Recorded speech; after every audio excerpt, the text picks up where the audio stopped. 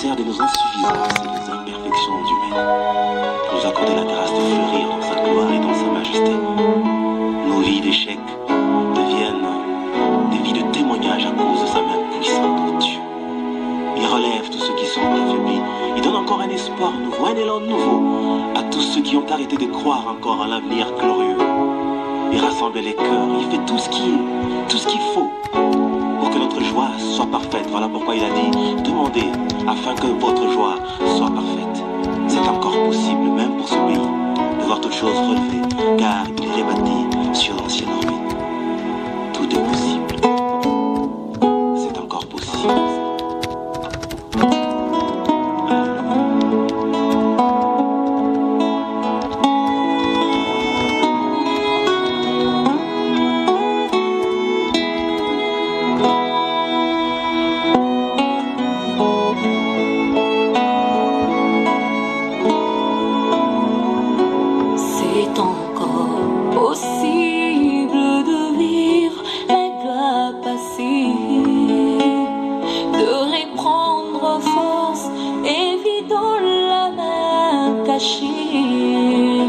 C'est possible de voir fleurir l'amour cassé et voir les blessures de nos cœurs séchés.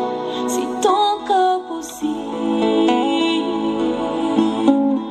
C'est possible de retrouver la joie brisée, d'oublier la honte, les souffrances des droits lésés, vivre le plaisir d'un bonheur tant recherché et jouir des merveilles longtemps rêvées. C'est encore possible.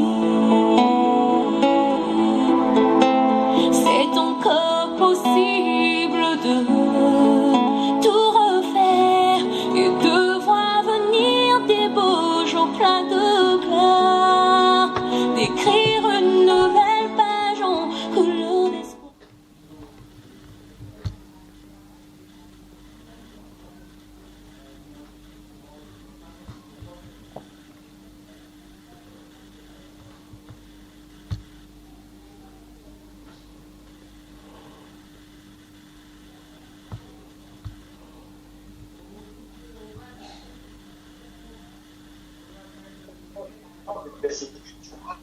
Est-ce que c'est Jésus qui est en train de poignarder, qui les met en prison ou décapité?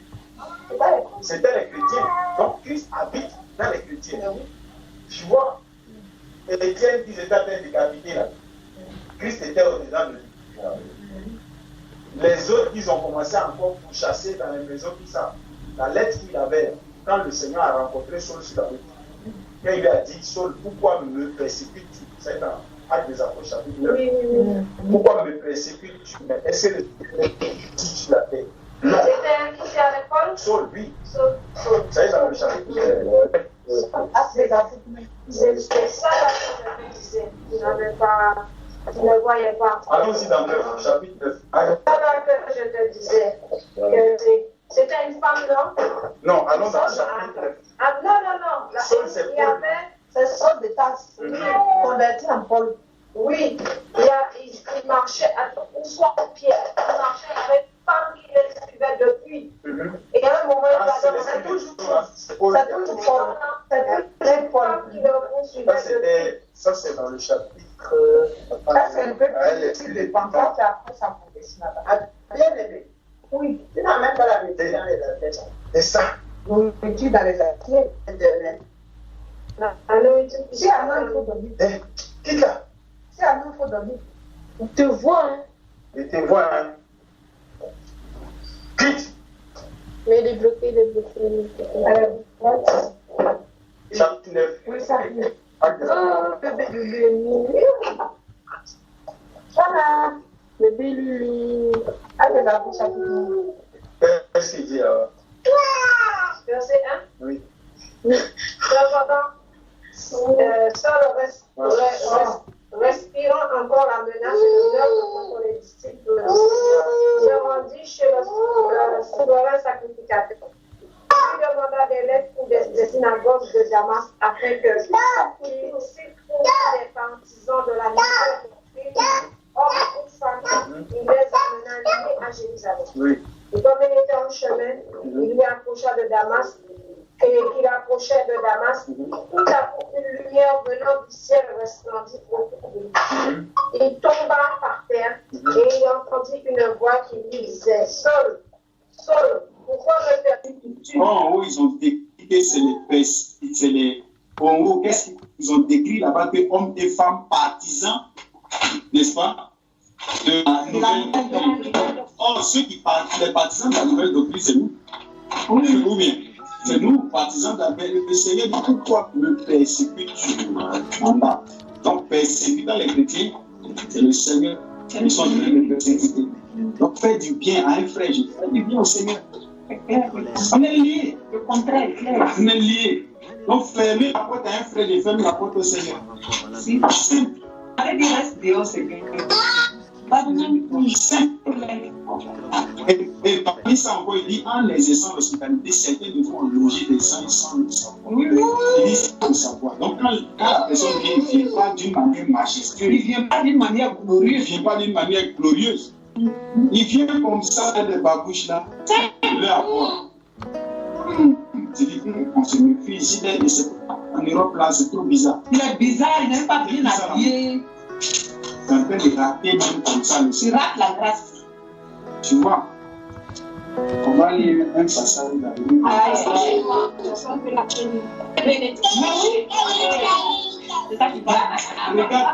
Regarde Abraham. Vous regardez, regarde tous les serviteurs qui ont été reçus. Les serviteurs qui ont été reçus, comme on vient de voir tout à l'heure avec Il passe jamais la femme tsunamite, regarde ce qu'elle a fait. Même, il faut regarder aussi Abraham. Et Abraham, quand il a reçu ces trois personnes nationales, les étrangers, regarde ce qu'il a tué rapidement, immolé rapidement une bête pour eux pour qu'ils puissent manger. La même grâce, c'est même chose aussi qui s'est passé avec l'autre. L'autre aussi. Oui. L'autre aussi, c'était la même chose. L'autre aussi les a reçus. Mais la grâce que l'autre a eue, c'est que le Seigneur puisse envoyer Abraham et là-bas. Et puis envoyer aussi ces mêmes choses à parler de faire sortir. Parce qu'une part, ils avaient posé une action. La grâce, c'est que quand le feu va descendre sur Sodome et Gomorrhe, eux là, ils sont acceptés. Le Seigneur les fait sortir. Parce qu'ils ont eu à agir une fois. Dieu nous suit comme ça. C'est nous qui ne voyons pas. On est là, on néglige la sœur, le frère, on ne sait même pas quelle est son attitude. On ne sait même pas quelle intimité. Sinon, on se met en groupe. Il y a une fois qui a été entendu l'exaucement de la demande. Bonjour les frères. Bonjour. C'est encore possible de relever le défi, d'aller jusqu'au bout, car sans l'amour est infini.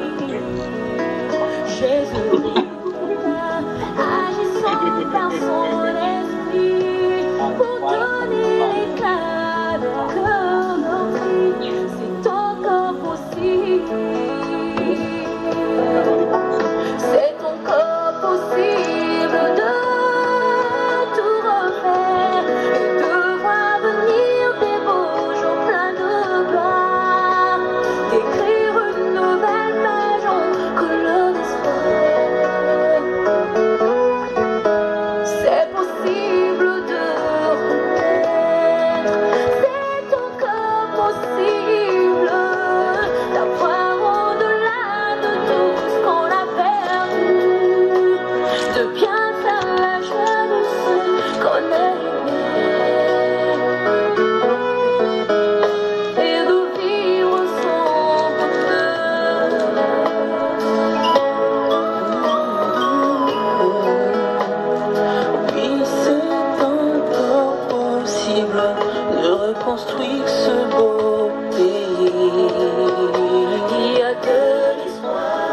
Puis, ayant appelé ses 12 disciples, il leur donna le pouvoir de chasser les esprits impurs et de guérir toute maladie et toute infirmité.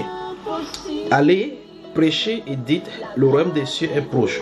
Guérissez les malades, ressuscitez les morts, purifiez les lépreux, chassez les démons. Vous avez reçu gratuitement, donnez gratuitement.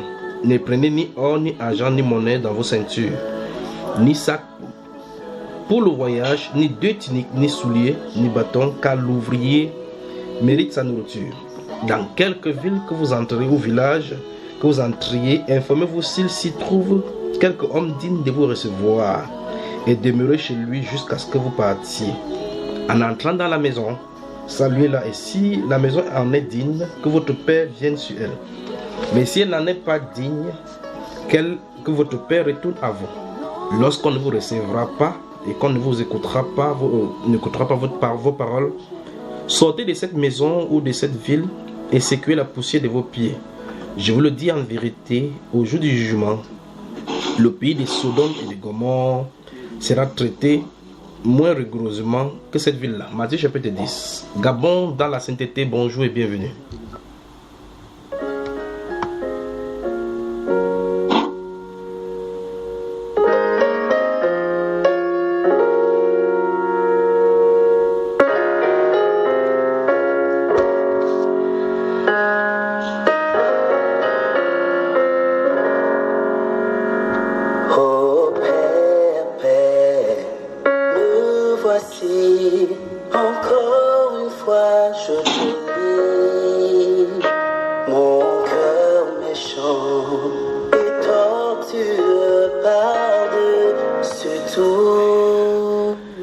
Cette générique introduit Gabon dans la sainteté dans une autre édition dont nous réunissons ce dimanche. Vous êtes Gabonais, vous aimez votre pays, le Gabon. Rejoignez-nous dans Gabon dans la sainteté sur Skype. Créez votre compte Skype, envoyez-nous à Junior, c'est JUNHIORS avec le chiffre 3. On vous joindra dans le groupe. Mais souvenez-vous, c'est la prédication sans compromis. Ma prière et que tu fasses en mon cœur, que tu le gardes à toi, ô Seigneur, car je vois ta parole infaillible s'accomplir sous mes yeux pour me dire que tu es à la porte au Père. Je te prie, garde-moi. Seigneur, que je me conforme pas à ce monde pour ne pas m'éloigner du but que tu es pour moi, Jésus. Que tu es pour moi, Jésus. Car ce monde veut me retenir pour que je ne vive pas la gloire à venir qui sera manifeste en peu de temps. Oh Jésus, ma prière et que tu fasses en mon cœur, que tu me gardes à toi, ô Seigneur, car je vois ta parole infaillible s'accomplir sous mes yeux pour me dire que tu es à la porte au Père. Je te prie, garde-moi. Je te prie, garde-moi. Oh Jésus, ma prière, et que tu fasses en mon cœur, que tu le gardes à toi, oh Seigneur, car je vois ta parole infaillible s'accomplir sous mes yeux pour me dire que tu es à la porte. En effet, le Seigneur Jésus-Christ a dit que Il y a plusieurs demeures dans la maison de son père. Si cela n'était pas, il nous aurait dit. Il s'en va préparer une place et il reviendra nous chercher certainement afin que là où il est, que nous y soyons aussi. Et c'est la promesse qu'il a donnée à ses disciples afin que nous patientons dans la foi et dans la persévérance le temps de sa venue. Et c'est de cette venue dont il est question de se préparer pour le rencontrer dans les airs, car il est écrit que le Seigneur lui-même viendra à un signal donné à la trompette des chérubins. Quand il sonnera de la trompette, les mots en Christ resteront premièrement, et nous tous qui serons restés vivants, nous rencontrerons dans les airs et nous serons toujours ensemble avec le Seigneur dans les airs. Et la Bible nous déclare de se consoler les uns les autres par ces paroles-là, afin qu'on ne soit pas tristes comme ceux du monde. Et Jésus-Christ revient effectivement. Le frère Dimitri, bonjour.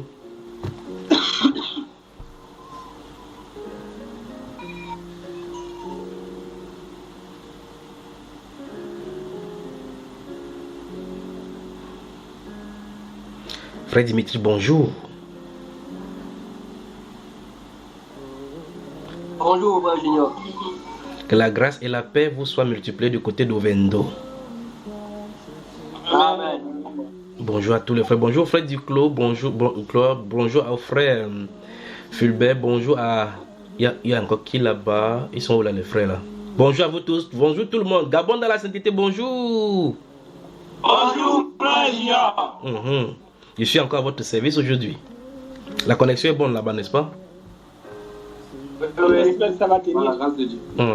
Alors, je suis à votre service. La sœur Annabelle, bonjour. Bonjour, Frère Junior. Loin du pays, le cœur est toujours au pays, n'est-ce pas? Tout à fait. Et des choses vont y arriver, pas vrai? À cause sur le changement arrive, d'accord?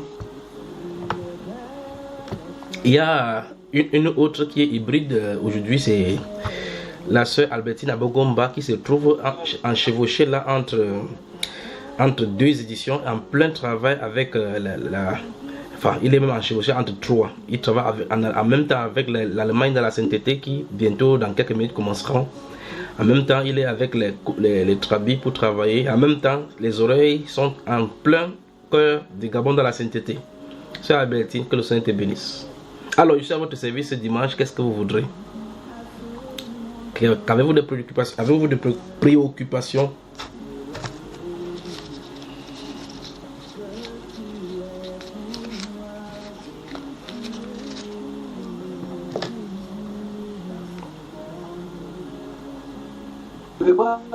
Oui. Avez-vous des préoccupations?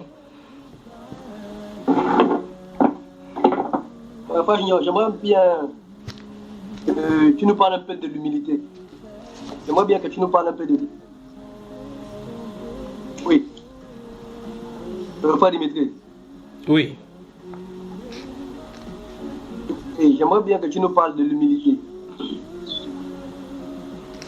Oui. L'humilité selon le Seigneur. Et souvent, quand on converse avec des personnes, si tu dis ça, tu dis la vérité, dis que tu n'es pas humble.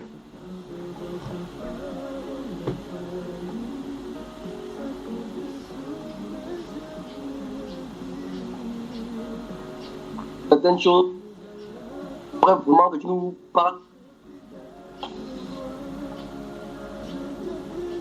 Allô? Oui, tu es connecté. Je crois que la connexion dégringole de temps en temps. Ok, oui, j'ai dit j'aimerais que tu nous parles un peu d'humilité. Oui. Comment le Seigneur comprend l'humilité et comment on doit comprendre l'humilité nous-mêmes. Parce que dans le livre des Proverbes, on parle au verset 35 du chapitre 3, au verset 34, et le Seigneur fait grâce aux hommes. Donc, qui sont les hommes et qu'est-ce que l'humilité selon le Seigneur? Bonne question. Souvent, bon, je suis en train de noter, pendant que vous parlez là, je suis en train de noter justement. L'humilité, c'est quoi d'après la Bible selon le Seigneur? Oui. Autre question, mon frère. Notez également cela.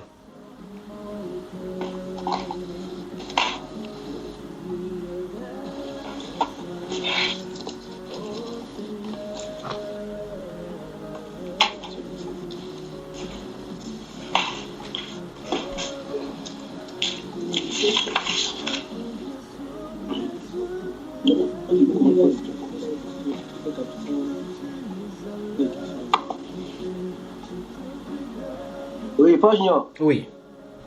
Moi, bien savoir aussi la sagesse et l'intelligence dans le livre des Proverbes là. Parce qu'il y a des moments où j'ai l'impression que c'est la même chose. À d'autres moments, c'est pas la même chose. Et par exemple, au chapitre 4, Proverbes là, chapitre 4 des Proverbes, au verset 7, il est dit voici le commencement de la sagesse. Acquiert la sagesse et avec tout ce que tu possèdes, acquiert l'intelligence. J'aimerais bien savoir quelle est cette sagesse dont il parle et quelle est cette intelligence qu'on doit acquérir après qu'on est. Très bien. Continuons. Je suis en train de noter. On va voir par laquelle commencer. Mais Gabon, là, c'est fort, hein?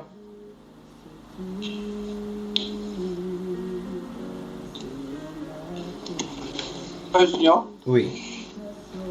C'est le frère du clan. Frère Duclos, bonjour et bienvenue. C'est pour moi, c'est pas une question, mais c'est, on va dire, une succession de rêves. Parce que j'ai fait plusieurs rêves. J'ai fait plusieurs fois.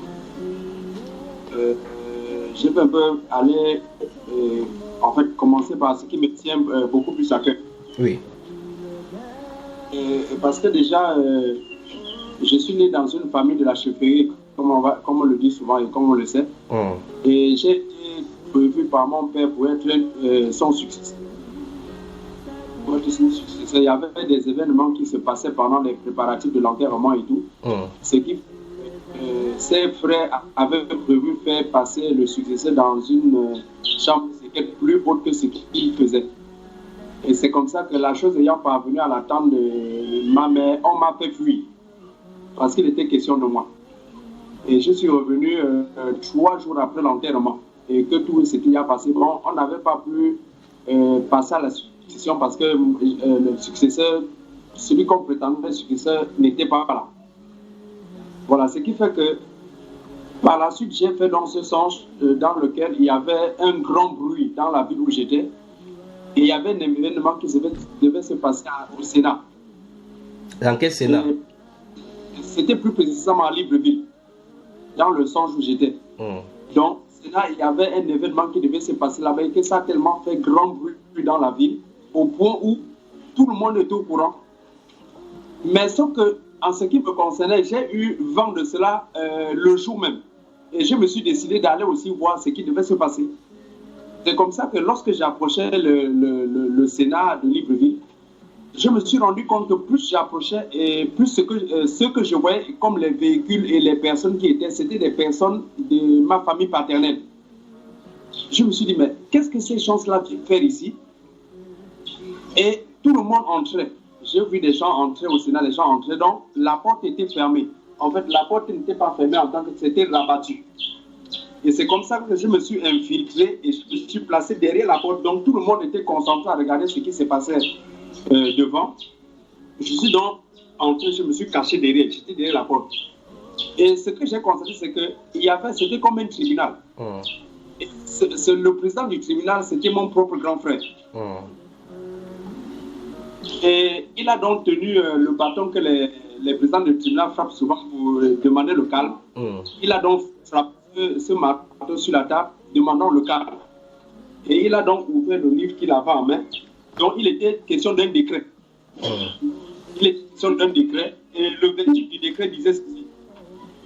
On a décidé qu'il doit mourir. Et quand il a dit on a décidé qu'il doit mourir, j'ai vu que c'était mon grand frère qui parlait de cela. Donc j'ai dû donc cacher derrière la porte, j'ai dit donc je ne mourrai pas au nom de Jésus, c'est vous qui allez mourir. Donc tout le monde de tout maintenant vous dit mais attends, mais celui-là il sort d'où? On ne l'a pas avisé. Il était comment a-t-il donc fait pour être ici? C'est comme ça que je suis sorti à la terrasse, on va dire. C'est comme ça que mon grand-père, c'était le successeur de mon grand-père et le frère de mon père me suivent dehors. Il me pose la question de savoir, toute la famille a décidé de suivre un chemin. Et tu es celui qui a décidé de suivre notre chemin en dehors du chemin que la famille a choisi. J'ai dit en tout cas, vous avez décidé de suivre votre chemin. Moi, j'ai choisi mon chemin. Si notre chemin sont opposés, en tout cas, moi, moi j'ai décidé de suivre monsieur. C'est pourquoi, comment il m'a poussé sur l'escalier. Donc j'ai roulé sur la marche d'escalier, je suis tombé en bas. Lorsque je suis tombé en bas, je me suis réveillé. Donc c'est là où ce songe-là s'arrête. Mais le songe qui m'a beaucoup plus encore touché la fois dernière, c'est que j'étais en train de dormir. Je passais donc quelque part, c'est toujours à Libreville. J'étais en train de passer quelque part. Et j'avais un billet de 500 en main. Le billet de 500 est tombé. Quand le billet de 500 tombe, je me coupe, prends le billet de 500, ça va dans un trou. Et les trous là, c'était les talus qu'on met souvent en bordure de route là, sur les caniveaux là. Quand je soulève dans la talus là pour prendre le billet qui est en main, je me rends compte que le billet s'enfonce davantage. Et je suis donc rentré dans le trou. Quand je rentre dans le trou, je me rends compte que ce n'est plus un trou comme le caniveau qu'on voit en bordure de route, mais c'est un WC. Et lorsque je regarde, je me rends compte qu'il y a une enveloppe. Dans le WC, il y a un trou, mais il y a des excréments partout là. Mais je me rends compte qu'il y a un trou à côté. Quand je regarde, l'enveloppe était déchirée. Je me suis rendu compte que ce sont mes papiers qui sont à l'intérieur, c'est-à-dire l'acte de naissance, la carte nationale, tout ce qui me concernait, en fait, tout ce qui me concernait se trouvait dans cette enveloppe enfoui dans les toilettes. Mais c'est terrible. Je me suis dit, mais mon Dieu, comment je ne comprends pas. Tous mes dossiers, tous mes documents, tout ce que j'ai comme papier, comment ces choses-là ont fait pour se retrouver ici à l'intérieur? C'est comme ça que je me suis donc mis à retirer pièce par pièce, y compris les 500 que je suis sorti avec. Mais les 500 en sortant étaient tachés d'excréments. Et puis j'aimerais quelques explications à propos. La première chose, ça va mon frère, waouh. Je peux te poser quelques questions. Oui. As-tu remarqué que lorsque tu commences quelque chose, ça commence à fonctionner? À un moment donné, là, ça quench. Plusieurs fois, en fait, n'importe quoi que tu vas entreprendre, n'est-ce pas? Oui. Ok. La deuxième chose, c'est quand tu as décidé de suivre le Seigneur Jésus, quelle était la réaction de la famille vis-à-vis de toi? C'était vraiment une guerre. Lorsque j'étais même chez ma grande sœur, son mari sortait même de la maison lorsque je me levais à 4 ou 5 heures pour prier. Donc lorsque je me levais pour prier, il sortait, sachant même en pilote, il démarre la voiture part. On a eu une réunion familiale, m'interdisant fortement de ne plus aller dans une église. Ok. Quel est le message que tu as reçu très récemment?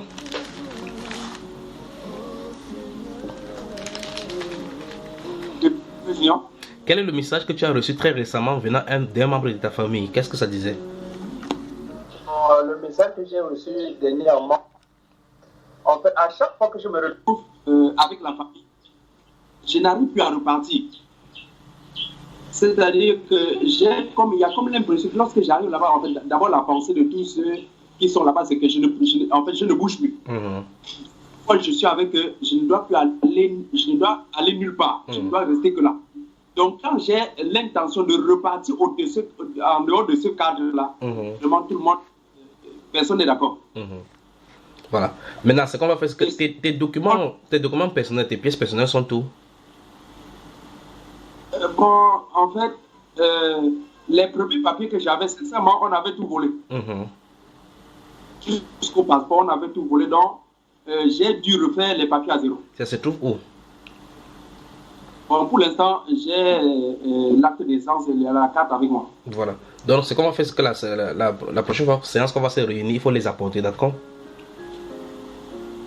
Comme ça, on va travailler là-dessus, comme ils ont travaillé également. Pour enfouir ça dans le WC, pour que n'importe quoi que tu vas faire, que ce soit ça pourrit comme le caca. D'accord, mon frère? C'est terrible. Mais en dehors de ce songe, il y a encore un autre songe encore que le Seigneur te montre. Parle-nous. Ça, tu regardes seulement ce qui est mauvais. Regarde maintenant, montre maintenant ce que le Seigneur t'a montré qui est bon. En fait, bon, je sais pas,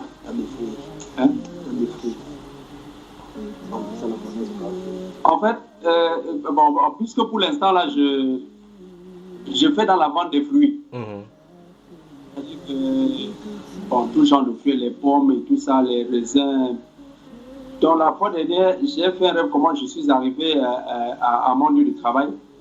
Donc la table était quasiment vide. Et tout à coup, ça a commencé les choses ont commencé à se mettre en place au point où la table était archi con. Voilà. Et qu'est-ce que tu as pensé? Quand j'ai pensé à l'abondance. Tu n'as pas pensé que c'est la sorcellerie?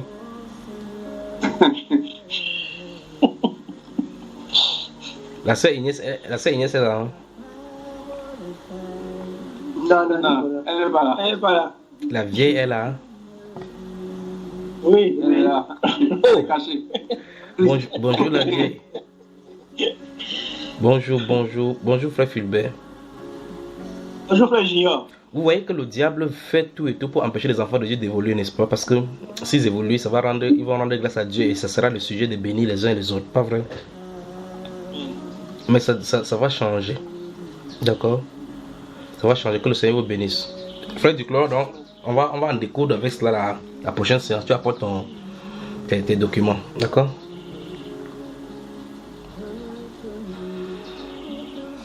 Encore, y a-t-il encore une préoccupation? J'ai noté les questions deux questions principales ici de notre frère. La différence entre la sagesse et l'intelligence, l'humilité, c'est quoi selon le Seigneur? Et là, c'était le livre de Proverbes chapitre 4 où il dit que avec tout ce qu'on a, qu'on possède, la sagesse, ce qu'on a, on achète. L'intelligence, il se pose la question, c'est qu'il y a d'intelligence ou bien de sagesse qu'on doit devoir avoir, mais encore posséder avec ce que nous avons. Alors, qu'est-ce que vous voulez? S'il n'y a plus de préoccupations, on commence par l'humilité. Oui, mon cher. J'ai une préoccupation. Hein. Oui, frère Fulbert. J'ai lu dans les enseignements, mais je cherchais à savoir un peu comment serait la parole dans son cœur. Je ne sais pas où j'ai écouté ça, mais je me posais la question, comment serait la parole dans son cœur? C'était un enseignement, je ne me souviens plus trop bien, mais je me posais toujours la question sur cet exemple. Je crois qu'on a fait ça avec Espagne dans la sainteté, on en a fait avec l'Allemagne également. Je crois que sur YouTube, on pourra en prendre. Mais je crois qu'on en a répondu là-bas qu'il fallait la méditation et laisser la parole se gouverner. Et l'une des choses à faire, c'est la parole ne peut pas nous gouverner véritablement tel qu'il y a tant que les choses sont enfouies dans nos cœurs. D'où les enseignements concernant les mauvaises pensées, la série sur les mauvaises pensées. Il faut d'abord extirper. C'est comme vous avez un mur qui perd de l'eau dans lequel le tuyau se trouve. Vous ne pouvez pas commencer à vouloir fermer le trou du mur, le tuyau du mur, sans avoir extirpé ou mieux encore fermer le tuyau qui est percé. C'est pas vrai. Donc il faut résoudre le problème. Je ne sais pas si vous avez écouté déjà les chrétiens face aux mauvaises pensées, tous les 10 séries.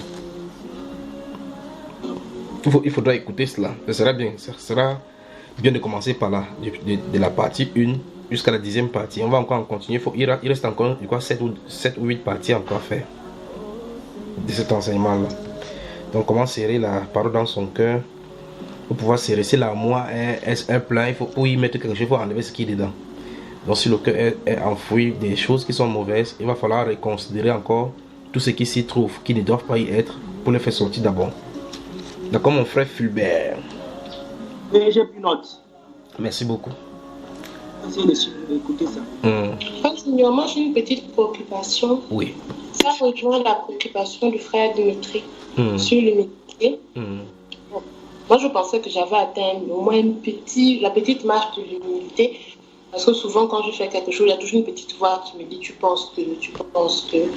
Souvent, je me disais, peut-être l'humilité, c'est chercher à avoir trop, alors qu'on doit se contenter peut-être de ce qu'on a, ou bien ne pas faire preuve de son intelligence face à ceux qui je sais pas, moi je voyais des choses un peu comme ça. Mais le premier jour de jeûne du mois de juillet, j'ai fait un songe. Le premier songe me concernait. C'était, je revenais en fait, j'étais rentrée, je revenais rentrer. Je sais pas, j'avais les tenues de maison, je crois peut-être j'avais fait quelque chose au feu de bois. Et je suis rentrée dans la maison, il y avait toute ma famille qui était là. Et je me suis assise, et à tour de rôle, tous sont venus en fait me dire dans tout cas des méchancetés, m'insulter. Et ma mère, en plus c'était en habit de fête, et ma mère a dit à mon père, démarre la voiture, de toute façon on part, elle reste, elle ne vient pas avec nous. Et dans mon sens, c'était le jour de mon anniversaire. Et pourtant, chez nous, on ne fait pas les anniversaires, mais ils étaient tous partaient. Et ma mère me disait, c'est tout ce que tu mérites, si tu ne viens pas avec nous, tu restes là. Désormais, débrouille-toi toute seule. Mon père aussi était très... Pourtant, ça ne leur ressemblait pas. Même mon père est venu, il a fait avec du sarcasme. Et ça c'est une phrase que j'ai retenue. Il y avait une dame qui était là, une blanche. C'était censée être une amie de ma mère. Elle aussi est partie avec eux. Bizarrement, c'était la reine d'Angleterre. Et j'ai entendu mon père qui est venu devant moi. J'étais assise. Tous à tour de rôle sont passés. Mes frères, mon père, ma mère. Surtout ma mère, dedans, elle était vraiment horrible avec moi. Et mon père se moquait de moi et il m'a regardé dans les yeux. Il m'a dit, surtout pour quelqu'un qui a du sang royal. Ouh là là. Et puis il est parti. Et tous m'ont reproché le fait de ne pas être humble. Dans le sang, j'étais choquée. J'ai dit, moi? J'ai dit, mais pourquoi vous vous dites ça? Et la dame, elle a dit, oui, tu ferais mieux d'être un peu plus humble. Ta mère a raison, t'abandonne. On n'a plus rien à voir avec toi. Et là, ils sont partis. Bon, dedans, je sais pas, dedans, j'ai fini en pleurant. Et je crois que j'ai réveillé mes colocs parce que je pleurais en me réveillant, en ouvrant les yeux, j'étais en train de pleurer. Je ne sais pas depuis combien de temps. Et c'était ça mon premier songe en fait. Et ça j'ai pas compris. Et pourtant dans la vie, depuis petite, quand je fais un truc, il y a toujours quelque chose qui me retient par rapport à l'humilité. J'ai pas compris en quoi j'étais concernée là-dedans. Ben voilà. Et là, ça me pousse à poser je me pose la question, qu'est-ce que véritablement l'humilité selon Dieu si je ne suis pas assez humble? Justement, tu m'as emboîté le pas. Je voulais dire, puisque tu dis que tu considérais que dans la journée, en temps normal, tu te considères comme humble. Quand tu te considères comme humble, tu veux dire quoi concrètement?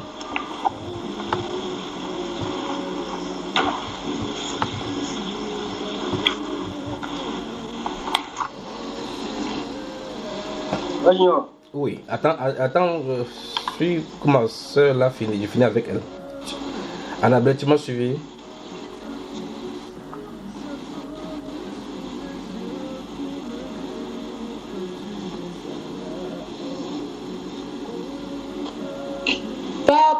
Bon, je me considère, on n'est jamais assez humble.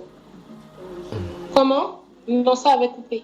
Oui, alors je crois que la connexion entre les dégringoler là, je demande, quand tu dis que tu te considères comme humble jusqu'à ce que ces rêves là te choquent, alors que dans ton quotidien, tu te considères au moins comme étant une fille humble.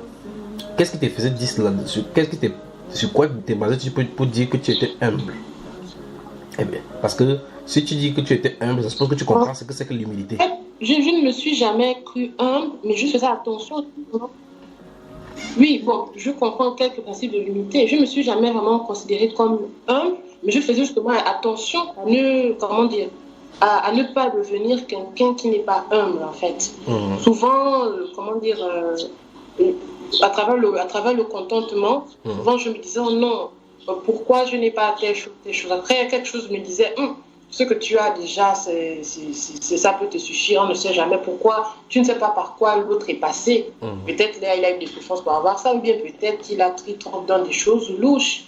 Et du coup, même mon enfance, souvent quand on voulait des choses, les autres, bon, moi, l'éducation que mes parents m'ont donnée, j'ai jamais eu l'argent pour acheter des goûters à l'école. On faisait tout à l'école. Mon père disait que c'était pas bon, mais bon, il avait la bâtisse. Les vêtements, j'ai porté les robes de l'époque, je sais pas comment on appelle ça, avec les cols Claudine et les ceintures jusqu'à l'adolescence, jusqu'en 2009. On était les seuls dans le quartier encore à s'habiller comme ça.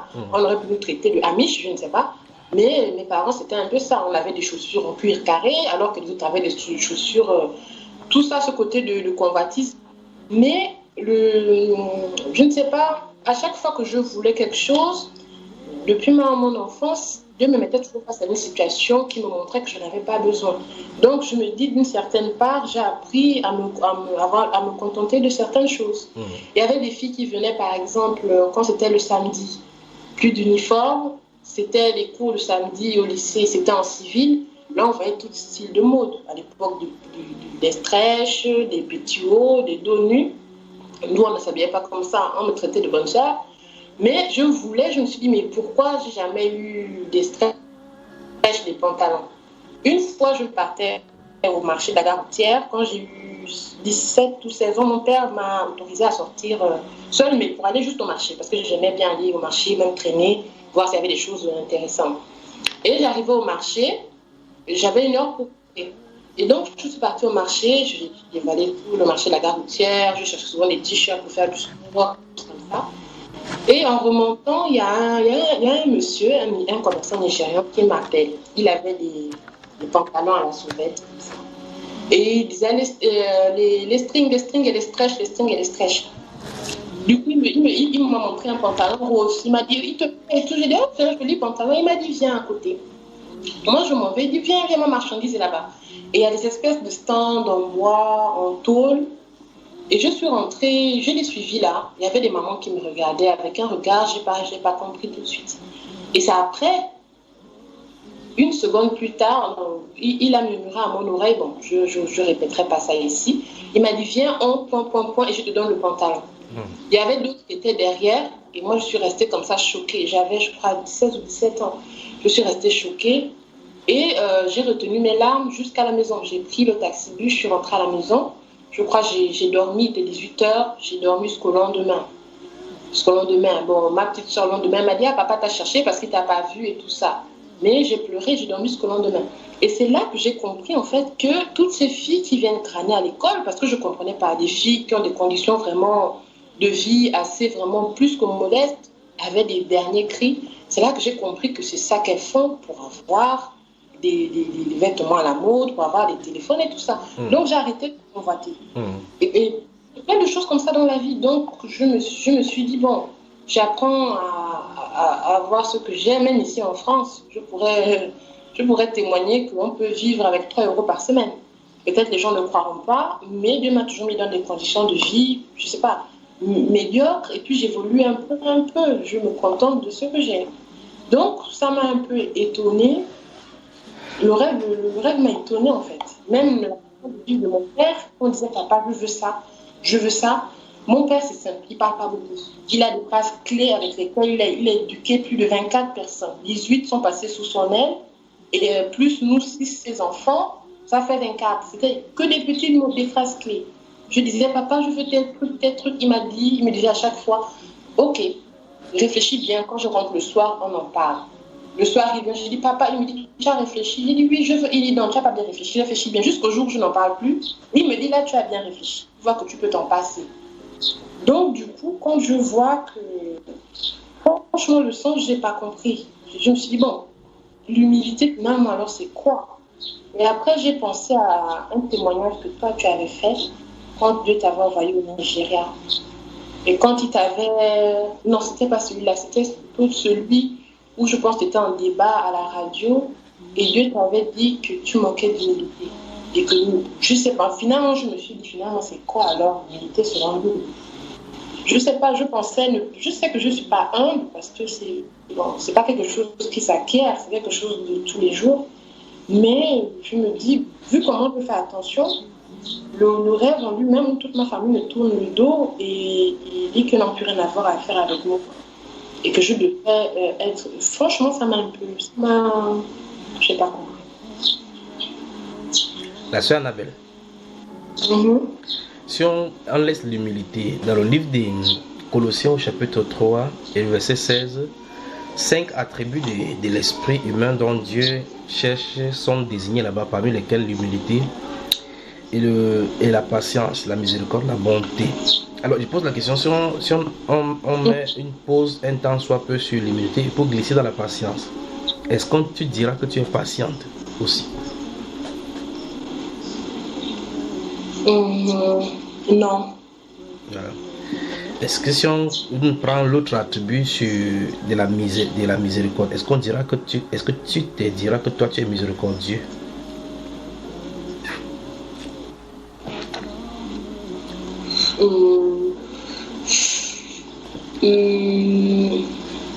Je peux dire oui et non, parce que là, la miséricorde, pour moi, c'est un peu ambigu. Si c'est être miséricorde, la miséricorde, si c'est avoir de la compatie, par exemple, pour ceux qui n'ont pas, là, je peux dire oui. Si je peux chercher à faire quelque chose, oui, en général, je suis touchée. Mais je sais que c'est lié au pardon aussi, non? C'est vrai que j'étais beaucoup rancunière avant, mais du coup, je peux dire oui. Dans ces Colossiens, ça concerne le premier point, je peux dire oui. Dans ces Colossiens chapitre 3, verset 12, il est fait mention de la bonté, puis de la miséricorde aussi. Les deux se trouvent dans ces passages-là. Est-ce que tu diras que tu as de la bonté? Oui. Comment le sais-tu? Je crois en général, si je peux apporter mon aide à quelqu'un, je vais le faire. Bon, souvent, quand je me dis, ah non, j'ai vu ce que la personne m'a fait, oh non, est-ce qu'elle mérite? Tout de suite, le même jour, je vais rêver que comment Dieu me pousse à aider la personne. Si je rejette le songe, ça revient le jour d'après. Si je rejette, ça revient le jour d'après. Jusqu'à ce que je ne puisse pas accepter. Mais en général, ça c'est des cas particuliers. Quand je me dis non, avec ce qu'elle m'a fait, c'est là que ça m'arrive. Mais dans le cas en général, oui, si je peux aider, je suis contente d'aider. Voilà. Merci de me donner l'opportunité de me tourner du côté de Vendo maintenant et poser quelques questions aussi, d'accord? Frère Duclos, est-ce que tu es patient? Quelquefois, non. Tous les autres frères, la question est posée à tout le monde. Alors, le frère Dimitri, les autres frères, qui est patient parmi vous? Hubert est patient. Moi, je suis patient. On continue. Qui parmi vous reconnaît qu'il est doux? Voilà, donc, le frère Dimitri n'est pas doux.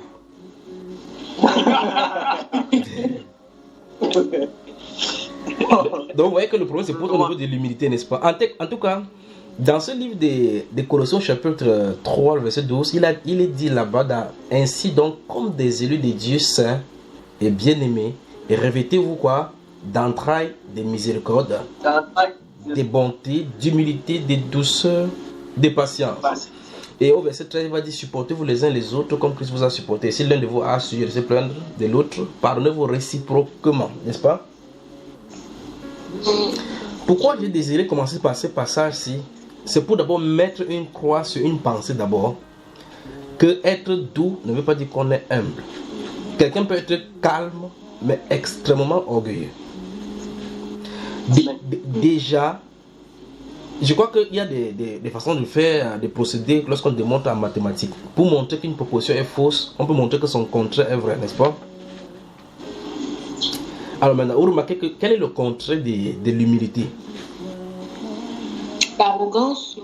Ou mieux encore, plus simplement, l'orgueil. Est-ce que vous pouvez me dire quand quelqu'un est orgueilleux? Oui. À ce sujet-là, moi-même, j'ai ma propre une expérience dans un domaine. Quand j'étais au lycée, en matière de calme et toutes ces choses-là, je pouvais manifester ces choses-là. Lorsque je suis rentré dans la religion à proprement parler, c'est-à-dire l'histoire des assemblées, j'avais cultivé quelque chose en moi qui me faisait voir que, même quand on parlait de la grâce de Dieu, moi je ne croyais pas la grâce de Dieu pour moi. Moi je croyais que la grâce de Dieu c'est pour les autres qui sont livrés à plein de choses dans leur jeunesse. Et comme moi à ce temps-là, mon défaut qui était vraiment majeur, et qui aujourd'hui peut-être me poussait encore un peu, c'était la moquerie. C'est l'un des défauts que je savais vraiment être mien. Parce que je prenais vraiment du plaisir à me moquer des gens. Et je pouvais être embarrassé par des simples paroles, je savais comment embarrasser les gens. Et à cela, j'étais arrivé à m'exercer moi-même sur moi-même pour voir d'où pouvaient venir mes failles. Peut-être que si quelqu'un devait m'emmerder, je sais que forcément il devait passer par la taille.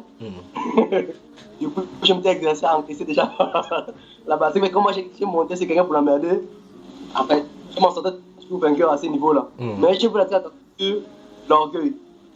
Et à ce temps-là, si on pourrait poser la question aux gens autour de moi et demander si j'étais quelqu'un d'orgueilleux, je crois que tout le monde devait dire que je suis quelqu'un d'humble. Parce qu'on devait certainement comprendre l'humilité avec le fait d'être calme, le fait d'être poli, respectueux et ces choses-là. Mais j'ai compris finalement que j'étais orgueilleux plus tard. je crois que c'était un de tes enseignements sur, ça devait tourner autour de la prédestination.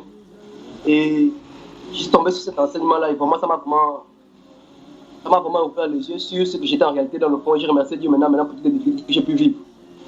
Parce que lorsque j'étais dans cet état-là, étant jeune comme ça, on m'a même donné la responsabilité des jeunes de lycée.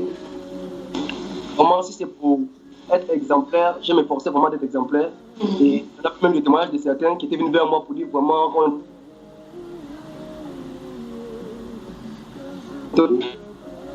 j'avais croisé une personne dans la gare routière qui, au lycée, m'emmerdait. C'était partie des personnes qui me taquinaient parce que j'y croyais. Et j'étais tellement trop versé dans ma croyance que même au moment de se saluer avec des personnes, si une fille venait pour m'approcher, me mettre les billes, j'ai reculé, j'ai tendu la main. Donc, du coup, on me voyait vraiment, toi, ta foi là, toi, type de chrétien là, c'est trop, tu abuses. Du coup, au lycée, j'étais vraiment taxé de radical à un niveau, à ce niveau-là. Mais plus tard, quand je suis tombé, rentré dans le monde de la sexualité, ces choses-là, j'avais laissé la voie dite chrétienne. Il m'avait croisé en route au niveau de la gare routière, justement là-haut, là-bas. Et j'avais déjà les tatouages au corps que j'avais mis entre-temps. Et ce jour-là, heureusement, j'étais couvert. Donc, quand il est arrivé vers moi, on avait déjà le bac, tous on s'était perdu de vue. Donc, il est arrivé vers moi comme ça, là, il est venu vers moi en guise de reconnaissance. Et il venait comme ça faire son meilleur culpa, que non, quand tu es au lycée, on t'emmerdait vraiment. Mais dans le fond, quand on t'emmerdait, vraiment, pour moi, tu étais un modèle, vraiment toute inspiration et ces choses-là. À l'instant, il m'a dit ça, et comme j'étais vraiment retombé dans le péché, ça m'a vraiment touché. Parce que s'il savait ce que je suis aujourd'hui, je crois que je vais freiner sa langue. Tu vois, et là, c'est là où j'ai commencé à plus ou moins me remettre en question. Et bien avant que je tombe à ce stade-là, il y avait un domaine sur lequel le Seigneur me tenait vraiment. Parce que moi, personnellement, je peux dire que je suis quelqu'un. Je ne sais pas comment je peux qualifier ma nature. Depuis le lycée, je n'aimais pas l'argent. Je n'étais pas quelqu'un qui était particulièrement accroché à ce qu'on appelle l'argent. Vous savez, je n'étais pas quelqu'un qui aimait franquer son image. Donc, je ne sais pas comment. Par conséquent, les filles, j'en ai pas mal poussé. Donc, c'était plutôt moi, les filles, qui me poursuivaient. Et moi, je fouillais les filles. Ouais. Donc, ayant ces qualités avec moi, que je pensais mettre acquis par moi. Du coup, je ne comprenais pas comment les gens ne pouvaient pas vivre la vie de foi. Parce qu'effectivement, les choses qu'on met au devant de la scène, ce sont les choses de popularité qui poussent les gens dans plusieurs dérives. Et donc, voyant que j'avais grandi plus ou moins de manière un peu posée, si je peux m'exprimer ainsi. Du coup, quand on demandait aux parents, on fait des campagnes d'évaluation où on devait prêcher les gens. Moi, quand j'allais prêcher la grâce, je vais t'avouer que quand je me trouvais souvent seul dans mon coin pour prier, vraiment, je posais la grâce même pour moi. Je posais la question de savoir qu'est-ce que la grâce. Parce que je ne croyais pas que moi j'avais besoin de grâce pour être sauvé. Donc je prêchais aux gens la grâce, mais moi je ne croyais pas à la grâce. Je voyais que moi je me mettais moi d'aller au paradis, parce que c'est un enfant poli, un enfant bien éduqué, et auquel tout le monde pourrait rendre un bon témoignage. Et donc, je voyais que moi je méritais le ciel comme cela. Et j'avais cette particularité, bon, ça j'avais compris plus tard dans des enseignements aussi, que j'avais fini par prendre un de ces aspects-là. Parce que dans ce temps-là, tu fais tout le monde que si j'ai appris à ailleurs, c'est quand j'ai. Il faut dire, frère Philbert, sois concentré, laisse les oiseaux chanter. Les oiseaux chantent comme ça les cantiques, ils sont en train de nous d'apprécier le Seigneur. On va voir effectivement que le manque d'apprécier le Seigneur, c'est l'orgueil d'après le Seigneur, d'accord? Les oiseaux sont en train de faire le travail. Le frère Philbert, là, c'est tout pour regarder quel oiseau est venu se poser sur les arbres. Oui, continue, frère Dimitri. Donc, je disais souvent que j'avais écouté un des enseignements lorsque tu parlais, je crois que c'était sur le cœur. Et j'avais utilisé plein de passages du livre des Proverbes. Et j'ai revu comment j'étais à cette époque-là. Vraiment, là, au lycée, j'avais cette particularité-là, bien que étant dans le domaine religieux, je prenais toujours un temps en moi, surtout vers les périodes de 18 h. Je me retirais dans un coin et je parlais avec le Seigneur, mais pas de manière religieuse. Je parlais vraiment comme si je parlais avec un ami. Et là, je confessais vraiment les choses qu'il pouvait faire dans la journée. Ce qui faisait qu'à chaque fois, j'étais toujours content, on me voit toujours à l'école content. On ne sait pas d'où venait ma capacité d'être content comme ça, là, mais c'était ça mon secret plus ou moins. Et là-bas, si j'avais emmerdé quelqu'un dans la journée et qui s'était vraiment fâché, donc quand j'arrivais le soir, je parlais vraiment avec le Seigneur. Ah, Seigneur, les jeunes que j'ai embêtés aujourd'hui là, est-ce que je parlais un peu trop fort? Je faisais comme ça chaque fois. Et quand il finissait de faire ça, je sortais là-bas avec le cœur apaisé. À chaque fois, c'était comme ça là. Je conversais avec le Seigneur de cette façon-là. Il y a même des moments où moi je n'étudiais quasiment pas. Mais quand je me trouvais dans une situation où je sais que là, si je n'ai pas la moyenne, je suis fini, Je partais toujours dans cet endroit-là, toujours. Et j'ai même à parler comme ça, Seigneur, là, je n'ai pas la main, je suis fini. Aide-moi là. Et vraiment, si tu m'aides. Bon, à chaque fois, quand il fait comme ça, là, il me conduisait peut-être vers un cours. Ça venait de la voix, comme ça, va lire quelque chose. J'imagine que je lisais. Et quand je me retrouvais pendant le devoir, c'est effectivement des choses qui venaient. Et donc, c'est vrai que moi, j'avançais au lycée. Non. Jusqu'au jour où je suis tombé plus ou moins sur une fille à laquelle je m'étais vraiment amouraché, bien que j'en ai pris plusieurs, mais celle-ci, aujourd'hui je peux dire que recul, vraiment que le Seigneur m'avait livré mon cœur entre les mains de cette fille-là. Parce que quand je me suis amouraché de cette fille, j'étais encore allé vers le Seigneur, parce que tout ce que je faisais, je demandais toujours à Dieu. J'étais allé vers Dieu comme ça là, je suis allé dire Seigneur, voici cette fille-là qui me plaît. Vraiment, moi je veux que cette fille-là soit ma femme. Avant de partir, d'abord tu l'avais consulté avant de partir. Quand tu es parti, c'était bon, tu es maintenant rentré, venu pour lui demander. Oui, non, frère Junior, je ne partais pas avant de consulter le Seigneur. Tout ce que je faisais, je consultais d'abord le Seigneur. Donc quand la fille-là, je me suis amouraché d'elle. Je n'étais même pas allé vers elle pour dire quoi que ce soit. C'était juste comme cela. Maintenant après, je suis allé vers le Seigneur. Ah, voici, je me trouve amoureux de cette fille-là.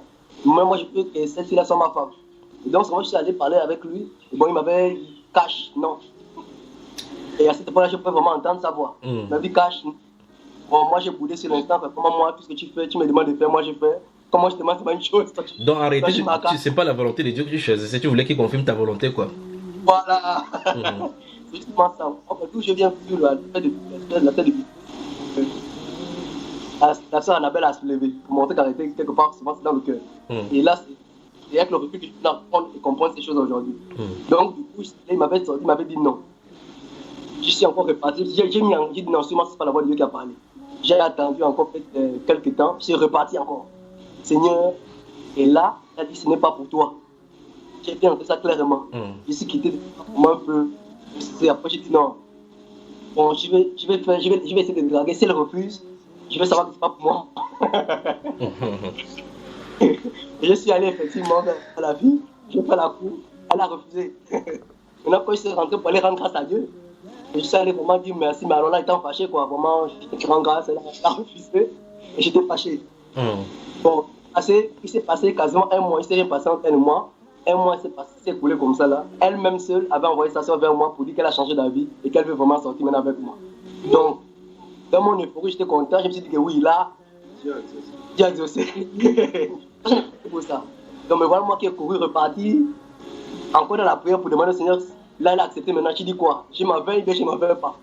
Moi, je ne savais pas à quel point que Dieu ne change pas. Hein. Et quand je suis reparti encore pour elle demander, sa réponse était la même. C'était non. Et là, je m'appelle, c'était la dernière fois que j'avais parlé avec Dieu, où je ne peux pas encore entendre sa voix. C'était ma première année à l'université. J'avais dit à Dieu ces dernières paroles. C'était, en tout cas, Seigneur, j'ai trouvé les arguments pour pouvoir défendre et justifier ma conscience. C'est toi-même qui as créé l'amour. Et si je sais que je n'ai pas le même, tu as mis l'amour dans mon cœur. Bon, de toute façon, tu as dit multipliez-vous. Tu lui rappelais sa parole. Tu expliquais la Bible à Dieu. Et tu expliquais la Bible à Dieu, le verset biblique qu'il a dû oublier dans ton cas, quoi. Effectivement. Et là, je l'avais dit clairement. En tout cas, si je suis de toi, tu vas me ramener. Ça, c'est pas ce que j'avais dit. Si je suis de toi, tu vas me ramener à toi. Et si je ne suis pas de toi, vraiment ravi de t'avoir connu. C'était la toute dernière fois que je faisais encore cette pratique où je partais isolé devant le Seigneur, parler et il pouvait me toucher encore dans ma vie. Quand j'ai fait ça, finalement avec cette fille, vraiment c'était des chocs que je prenais, elle n'a pas cessé de me tromper et du coup, je n'avais plus personne à qui me confier. C'est là où j'ai commencé à apprendre à haïr. Donc dans mon cœur, j'ai commencé, avant qu'on me fait quelque chose de mal, j'ai parti comme ça, je parlais avec lui, voilà ce qu'on m'a fait, c'est normal. Et du coup, la paix revenait dans mon cœur. Je ne savais pas haïr quelqu'un, je ne savais pas en vouloir. Mais lorsque j'avais arrêté de parler avec lui de cette façon, et cette fille a commencé à me faire de ces choses qui me faisaient mal, j'ai commencé à garder les choses dans mon cœur. Si on fait quelque chose de mal, je garde avec l'idée que je vais te rendre. Donc c'était plus ou moins comme ça. Et dans mon esprit, c'était clair que quand on est jeune comme ça, je t'aime, c'est que je suis, tu vas gagner. Mais j'attends mon tour. Quand je on va vieillir, je vais te faire ça lui aussi. Donc c'est juste quand j'ai commencé à mûrir dans mon esprit, j'ai appris donc à haïr. Jusqu'au jour où on compte séparer de cette fille-là, j'ai continué dans cette voie-là, jusqu'au jour où je suis tombé sur tes enseignements. Et là, c'était plus ou moins comme un retour que le Seigneur me demandait de revenir à la maison. Et j'ai compris la grâce de Dieu, j'ai laissé tout, comme l'amène mon enfant, j'avais mis ce que tu as accompli, si tu veux, tu pas, elle m'avait abandonné comme ça, je dis c'est pas grave, moi la voie que j'ai suivie, c'était jusqu'au bout. Et c'est là que je commençais, je me faisais à concentrer sur tes enseignements, à prendre au sérieux. Et je suis tombé maintenant donc sur l'enseignement qui parlait sur la prédestination ou un truc de ces gens-là. Comprendre un truc de ces gens-là. Et là, j'ai vu plus ou moins que les choses, même néfastes qui peuvent nous arriver, le Seigneur peut comprendre certaines choses. Et donc, en écoutant cet enseignement-là et en voyant ma propre vie, j'ai vu que, j'avais posé la question à Dieu. J'ai posé tout le temps la question à Dieu. La grâce sert à quoi? Et à quoi sert la grâce? Parce que moi, je me voyais parfait pour la grâce. Et là, j'ai commencé à comprendre que si Dieu ne m'a pas livré entre les mains de cette fille, j'ai des tous mes voies supérieures aux autres jeunes hommes, ne croyant pas que j'ai aussi le même défaut dans le cœur que ceci, mais que c'est seulement lui qui me gardait. Donc j'avais compris qu'en réalité, j'étais orgueilleux. Du moins, c'est ce point de vue-là. J'étais orgueilleux. Et là, c'est plus moins un point que je voulais soulever par rapport à l'humilité et par rapport à l'orgueil. Donc, c'est découvert. Je ne pouvais pas savoir que j'étais orgueilleux, mais Dieu m'avait montré que j'étais orgueilleux parce que moi, je vois que sa grâce, ça ne me servait à rien. Voilà. Mais avec le recul, et puis tout ce que j'ai vécu, comprenant combien de fois je suis aussi rentré dans la boue comme les autres, faire les mêmes perceptions que les autres, j'ai compris donc que c'est le Seigneur qui me préservait alors que je ne faisais pas ces choses-là à l'époque. C'est juste le Seigneur qui me préservait, je n'étais pas supérieur aux autres, c'est lui qui me préservait. Et donc j'ai compris donc, j'étais simplement orgueilleux. Sauf que j'ai cru aussi, il ne me parle plus comme il me parlait à cette époque-là. C'est vraiment cette façon-là, quoi. Je peux prier là.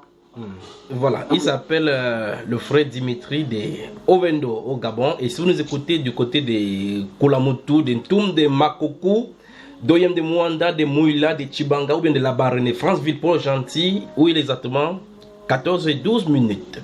Vous nous écoutez également du côté de l'Allemagne, les 15 et 12 minutes. Nous partageons ce soir dans Gabon, dans la sainteté sur l'humilité. Et vous voyez effectivement, comme le frère Dimitri le développait, et puis la sœur Annabelle, vous voyez qu'en réalité, des terminologies que nous pouvons utiliser dans notre langue, quand ça touche au domaine spirituel, ça devient compliqué parce qu'il faut amener le spirituel dans le physique, c'est-à-dire dans le cas pratique. Et c'est pour cela qu'il faut qu'on observe toutes ces choses pour savoir où on en est. La patience n'est pas une chose qu'on peut saisir, mais c'est un état qu'on peut vivre. À savoir, tu peux donc savoir donc si tu vis dans la patience, si tu es patient ou pas, en regardant les actions. Mais ce passage de Colossiens chapitre 3, verset 12 dont j'ai donné tout à l'heure, la Bible déclare: revêtez-vous. Vous voyez cela? Prenons encore également, si on va lire avant d'aller voir d'une part ce que le Seigneur reproche et de l'autre part ce que le Seigneur dit de lui et de toutes les autres personnes de la terre. Je crois que ce thème, si on ne doit pas finir ça aujourd'hui, vous le dites seulement l'humilité, si on va aller doucement. Alors Colossiens chapitre 3, verset 12, qu'est-ce que ça dit? Comme ainsi donc, comme des élus de Dieu, saints et bien-aimés, oui, revêtez-vous d'entrailles de miséricorde, 1, de bonté, 2, humilité, 3, douceur, 4, de patience, 5. Donc le Saint-Esprit nous dit ici que l'humilité, on doit le revêtir. N'est-ce pas mes frères? Amen. Donc on a 5 styles de vêtements tout à l'heure, comme j'appelle les attributs de notre esprit, que nous devons nous revêtir. Parce qu'on parle de revêtir ici, ça veut dire qu'on doit porter cela. La question c'est, d'où est-ce que ça sort pour être porté en nous? C'est quoi au juste? C'est constitué de quelle matière? Quels en sont les exemples? Comment donc savoir justement que nous avons ces vêtements? Ou mieux encore, peut-on avoir ces vêtements sans s'en rendre compte? Avez-vous déjà suivi dans les débats télévisés ou bien dans les radios, quelqu'un dit par exemple, et même peut-être vous avez utilisé ces expressions, vous allez parler avec quelqu'un et puis vous dites: à mon humble avis, je pense que. Vous avez suivi ça, n'est-ce pas? Ou bien utiliser cette expression. En réalité, quand les gens le disent sans le penser, regardez, quand vous dites à mon humble avis, vous voulez dire que votre avis est humble. Ça veut dire que quelqu'un peut avoir donné un autre avis qui est supérieur au vôtre. La Bible déclare effectivement donc que l'humilité fasse voir les autres comme étant au-dessus de vous. Donc nous allons développer toutes ces choses-là autour des Écritures pour voir ce que le Seigneur en dit. Mais au préalable, allons dans le monde et regardons comment le Seigneur voit le monde d'abord. Vous êtes d'accord avec moi? Ouvrons le livre de Romains au chapitre 1, lisons les versets 18 à 25. Merci Père. Que la grâce et la paix vous soient multipliées. L'humilité sur le Seigneur. Vous voyez, les choses bibliques, les terminologies telles que ça dérange comme ça, on ne peut pas juste survoler comme ça en disant l'humilité c'est telle chose. Non, il faut qu'on y aille doucement. Parce que c'est très important que le Saint-Esprit dit ici qu'on revête cela. Et si on doit revêtir cela, La Bible déclare donc, il va falloir qu'on enseigne les gens de telle sorte que l'écriture fasse place dans notre cœur. Et donc, comment donc faire donc pour revêtir cela si on ne sait pas de quoi il est question? Vous demandez à quelqu'un qu'on définit, regardez bien, je vais vous montrer un exemple simple. Quand vous voulez cuire la nourriture, qu'est-ce que vous faites? Vous faites quoi? Vous allez voir comment c'est difficile et complexe, c'est ce que je viens d'expliquer. Quand vous voulez cuire la nourriture, qu'est-ce que vous faites? Les spécialistes de la cuisine là. Les frères qui sont derrière ne parlent pas. Hein. On nettoie les condiments, on coupe les condiments, les nettoie. En fait, c'est tout un ensemble. Hein. Oui. Et quand pour le cuire, quel est l'instrument que vous utilisez pour que ça cuise? Le feu. Le feu. Qui a dit le feu en premier lieu? Qui a dit le feu? Je sens que vous allez amener quelque part. Ok. Bon, la sœur Annabelle, je veux que tu me définisses ce qu'on appelle feu. Définis-moi feu. Pour que tu vas venir, s'il vous plaît. Le feu, c'est... Bon, je vais aller, comment dire... Je considère le feu comme un élément, je ne sais pas, un des 4 éléments les plus essentiels à la vie de l'être humain. Tu as d'indiquer ce que c'est, par ce que sa définition. Ok. Le feu. Tu vois, de la même façon, si tu demandes que l'eau c'est quoi, définis-moi l'eau. Qu'est-ce que tu vas dire? Vous voyez que les terminologies que nous utilisons journalièrement, ces choses-là, lorsqu'il faut entrer dans la profondeur pour comprendre certaines choses-là, ça commence à être complexe. Pourtant, nous les utilisons chaque fois, nous les utilisons naturellement. Le feu. Allume-moi le feu là-bas, éteins-moi le feu là-bas. Okay. Qu'est-ce que tu appelles feu? Vous voyez cela? Et vous allez voir effectivement que si vous faites dans la sécurité, les préventions, ainsi de suite dans la sécurité, on va vous apprendre les différents types de feux. Définir ce que c'est que le feu et les différents types de feux. D'accord ma soeur? Parce que maintenant quand on dit feu, maintenant quand tu passes au carrefour et au Vendo là-bas, il y a le feu rouge. Mais pourtant c'est pas le même style de feu que vous avez pour pouvoir cuire la nourriture. On dit vous avez grillé le feu. D'accord? Oh, je prends tous ces exemples seulement pour vous montrer qu'en termes clairs, certaines choses sont écrites comme ça qu'on pense avoir l'acquis. Mais c'est lorsqu'on veut appréhender qu'on commence à comprendre la complexité de la chose. Chaque fois on dit non, moi je suis humble de cœur. Moi je suis humble, à mon humble avis. Mais ok, c'est quoi être humble? Ça devient compliqué. C'est pour ça que nous allons voir cela, n'est-ce pas? Merci encore pour cette question-là, d'accord? Alors, première chose, l'humilité donc est un vêtement du chrétien. La première chose, d'après Colossiens chapitre 3, verset 12. Vous n'avez pas un seul vêtement, hein, vous-même, dans votre armoire et dans votre pannerie. Vous avez plusieurs styles de vêtements que vous portez. De la même façon, il y a plusieurs styles de vêtements que nous allons porter. Par exemple, la soeur Annabelle a son foulard sur la tête, elle a le haut, peut-être le bas et les chaussettes. Et maintenant, vous allez, dans ce livre de Colossiens chapitre 3 verset 12, on demande 5 styles de vêtements là-bas. Parce qu'on a dit qu'on s'habille avec toutes ces choses aussi. C'est ça, n'est-ce pas mes frères? Donc, l'humilité donc est un style de vêtements des chrétiens que nous devions avoir. Donc, Colossiens, non, j'ai déjà cité Colossiens, on va prendre quel passage? J'ai dit quel passage? Romains, oui. Romains chapitre 1, lisons les versets 18 à 25. Qu'est-ce que ça dit? 1, 18 à 25. C'est écrit: la colère de Dieu se révèle du ciel contre toute impiété et toute injustice des hommes qui retiennent injustement la vérité captive. Car ce qu'on peut connaître de Dieu est manifeste pour eux, Dieu le leur ayant fait connaître. En effet, les perfections invisibles de Dieu, sa puissance éternelle et sa divinité se voient comme à l'œil depuis la création du monde quand on les considère dans ses ouvrages. Ils sont donc inexcusables, puisque, ayant connu Dieu, ils ne l'ont point glorifié comme Dieu et ne lui ont point rendu grâce. Mais ils se sont égarés dans leur pensée, et leur cœur sans intelligence a été plongé dans les ténèbres. Se vantant d'être sages, ils sont devenus fous. Arrêtons-nous d'abord là-bas. Ils ont changé la gloire du Dieu incorruptible en image représentant l'homme corruptible, des oiseaux, des quadrupèdes et des reptiles. Dieu les a livrés à l'impureté, selon les convoitises de leur cœur, en sorte qu'ils déshonorent eux-mêmes leur propre corps. Eux qui ont changé la vérité de Dieu en mensonge et qui ont adoré et servi la créature au lieu du Créateur qui est béni éternellement. Amen. Voilà. La Bible déclare ici que les gens connaissent Dieu mais n'ont pas rendu gloire comme étant Dieu. Et la Bible déclare se vantant d'être sages, sont devenus fous. et leur cœur sans intelligence était plongé dans les ténèbres. Vous voyez cela? Quand vous voyez quelqu'un qui ouvre déjà la bouche, et c'est ça que vous pouvez voir au niveau des scientifiques. Vous allez voir que la majorité des scientifiques, les gens, les grands scientifiques, ils ont l'apparence de l'humilité. Ils sont calmes, mais quand vous allez parler de la Bible, ils vont balayer ça d'un revers de la main. Pour lui, ça n'existe pas. Quelqu'un qui est créateur, c'est dans l'ordre des choses naturelles que l'univers soit comme ça pour les astrophysiciens, les cosmologues, et ainsi les planétologues, et ainsi tous les autres ologues qui puissent y avoir. Mais la Bible déclare que ce sont des insensés. Quand vous lisez Proverbe chapitre 4, que l'insensé dit en son cœur qu'il n'y a point de Dieu. Je crois que le thème c'est vraiment vaste. Je crois que le Seigneur nous aide vraiment à pouvoir tailler et appréhender cela pour pouvoir bien canaliser. Alors ici, il est question des gens donc qui sont sages à leurs propres yeux. Et Dieu dit clairement que c'est donc ils sont dans la folie. Pourquoi? Parce qu'en réalité, leur cœur ne s'est pas rabaissé pour reconnaître la souveraineté de Dieu et recevoir la vérité de Dieu avec humilité. Notez le livre de Marc au chapitre 7, verset 22. Notez ici.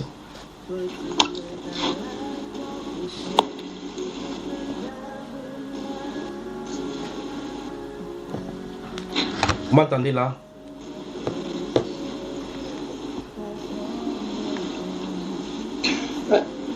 Alors, Frère Junior, est-ce qu'il y a plusieurs types d'humilité alors? On arrive, c'est là on va arriver, c'est là on va arriver. Notez le livre de Marc, chapitre, je crois que la connexion avait des soucis là. Notez le livre de Marc au chapitre 7, le verset 22.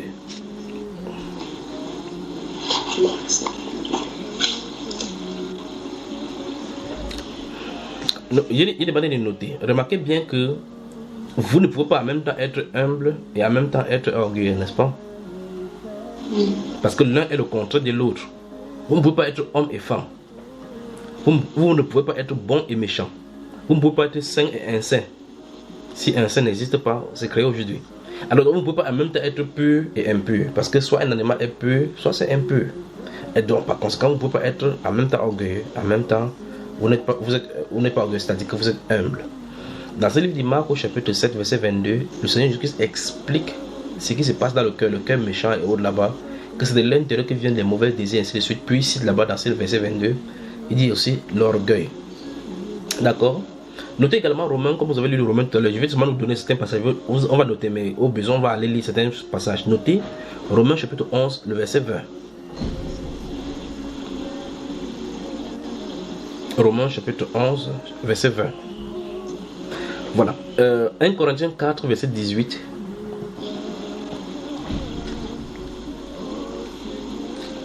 Corinthiens chapitre 4, verset 18. Notons également 1 Corinthiens chapitre chapitre 5, le verset 2.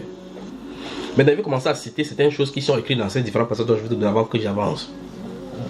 Dans le livre de 1 Corinthiens chapitre 5, que vous venez de noter en dernier lieu, verset 2, au verset 1, Paul, mon grand frère, dit qu'on entend dire qu'il y a parmi vous de l'impudicité. Une sorte d'impudicité telle que ça ne se nomme même pas chez les païens. C'est au point où l'un a la femme de son père. Puis le verset 2 dit quelque chose de surprenant. Il dit qu'il vous a enflé d'orgueil. C'est terrible. Finalement, au milieu de l'assemblée, il dit que les gens sont orgueilleux avec cet état-ci au milieu d'eux. Lisez le verset 2 là, vous voyez, le chapitre 5 de 1 Corinthiens. 1 Corinthiens 5, verset 2. Et vous êtes enflés d'orgueil. Et vous n'avez pas été plutôt dans l'affliction, afin que celui qui a commis cet acte puisse goûter du milieu de vous. Alors, vous voyez effectivement, il dit que ces gens-ci sont enflés d'orgueil. Maintenant, il ne peut pas dire que ces gens-ci sont enflés d'orgueil alors qu'ils sont humbles. Mais il dit effectivement que le fait que quelqu'un vive au milieu d'eux avec la femme de son père et qu'ils ne se sont pas repentis de cela, c'est de l'orgueil. Vous voyez cela? À l'issue de cela, on va prendre des exemples de personnages dans la Bible pour qui ont été orgueilleux et puis ceux qui ont été humbles pour qu'on puisse essayer de faire ressortir la chose dans la pratique. D'accord?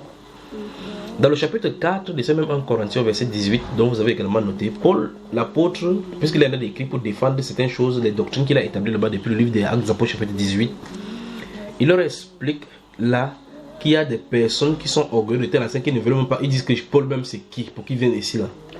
Verset 4, chapitre 4, verset 18, lis ce qui est écrit.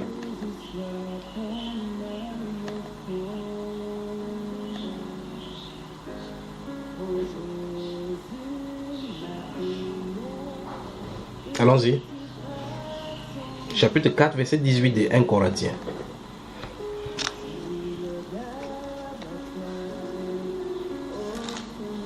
Quelqu'un va lire au 22 aujourd'hui.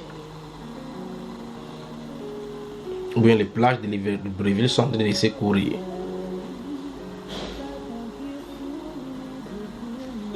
Quelques-uns se sont enflés d'orgueil, comme si je ne devais pas aller chez vous. Amen. Donc Paul l'apôtre est en train de dire ici que c'est une personne parmi les Corinthiens qui disait Paul c'est qui? Pour qu'il il va venir faire quoi ici? Nous connaissons devant la Bible. Il a quoi à nous apprendre?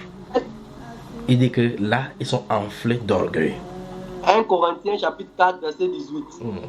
Quelques-uns se sont enflés d'orgueil, comme si je ne devais pas aller chez vous.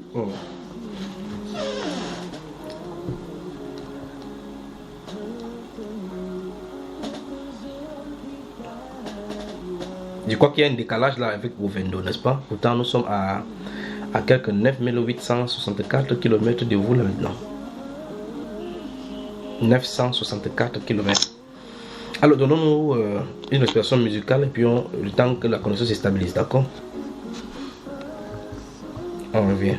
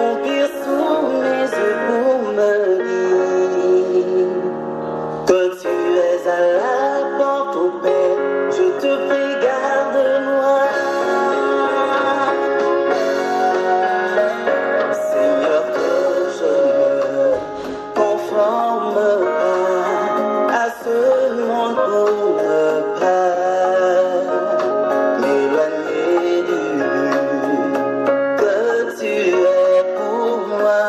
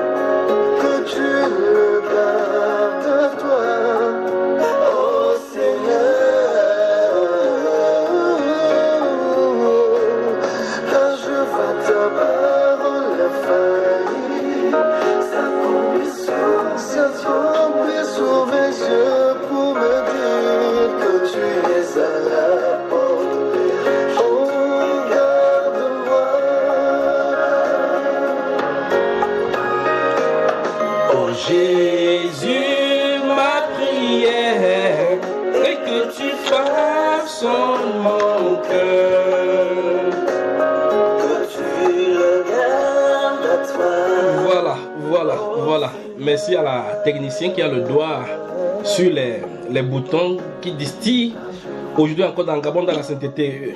Merci pour cette pause musicale qui était importante pour la stabilisation de la connexion. Bonjour, Gabon dans la sainteté, bonjour. Bonjour. Vous êtes toujours en poste, n'est-ce pas? Bonjour. Voilà. Alors, avant que nous allions, prenons cette petite respiration musicale de la pause en attendant que les autres puissent revenir également, alors que vous grignotez les cacahuètes. Il était question dans la lecture que nous avons lue dans le livre de 1 Corinthiens chapitre 4 verset 18 et 1 Corinthiens chapitre 5 verset 2, et vous voyez effectivement comment l'apôtre Paul place l'orgueil. C'est pour cela que si ces choses-là on ne lit pas dans la Bible, vous allez commencer à définir, chacun va définir comme il le veut l'orgueil, considérer comme un orgueil. Quelqu'un va vous répondre comme le frère Dimitri disait ici à l'entame de ses propos. Vous pouvez dire la vérité à quelqu'un et dire que tu es orgueilleux. Vous voyez cela? Pourtant c'est pas cela. Vous allez voir donc que les acteurs bibliques, les différents acteurs bibliques depuis la Genèse jusqu'au niveau de l'Apocalypse, chaque personne avait son caractère. Et ce caractère-là était imbibé par l'Esprit de Dieu qui était dans le cœur. Et par conséquent, Dieu utilise chaque personne avec son comportement, avec son caractère dans sa sphère. Vous n'allez pas accepter que, vous n'allez pas vouloir que tout le monde parle posément vous appelez comme les papes. Vous n'allez pas vouloir voir quelqu'un dans les Saintes Écritures qui parle doucement. Si vous allez voir Jean-Baptiste, la façon dont il s'adresse au roi, vous allez dire, mais celui-ci est orgueilleux, comment il ose s'adresser à un roi comme ça? Vous voyez cela? On considérera qu'il est virulent. Et en plus de cela, on dira qu'il est orgueilleux, qu'il ne se traverse pas avec humilité devant le roi. Maintenant, allons lire ce qui concerne notre Seigneur Jésus-Christ. D'abord, les prophéties disent de lui qu'il devrait être quelqu'un de humble. Nous allons lire toutes ces choses-là le concernant et puis on va y revenir. Dans le livre de, je ne sais pas s'il faut que je vous cite là dans les Écritures, je vous donne seulement les Écritures. Parce qu'avec cette interférence, enfin, cette intermittent basculement de connexion là, je ne sais pas comment on va faire. Vous proposez quoi, je cite ce que l'Écriture dit, je vous donne la référence ou bien je donne la référence, on lit. La référence. Dans le livre de Zacharie, chapitre 9, le verset 9. On passe seulement.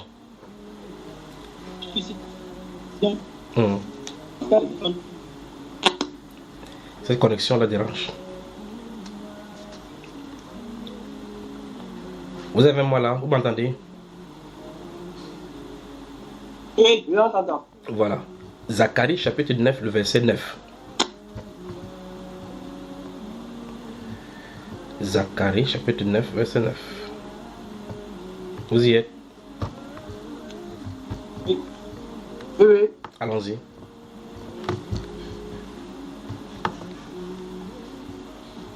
Sois transporté dans l'allégresse, fille de Sion. Pousse des cris de joie, fille de Jérusalem. Voici, ton roi vient à toi. Il est juste et victorieux. Il est humble et monté sur un âne. Sur un âne, le petit d'une ânesse. Voilà. On dit que le roi qui vient, il est comment? Il est humble. Non. Lis ce qui est écrit. Juste et victorieux. Non. Lorsqu'on a dit humble, on a mis quelque chose à l'ajout.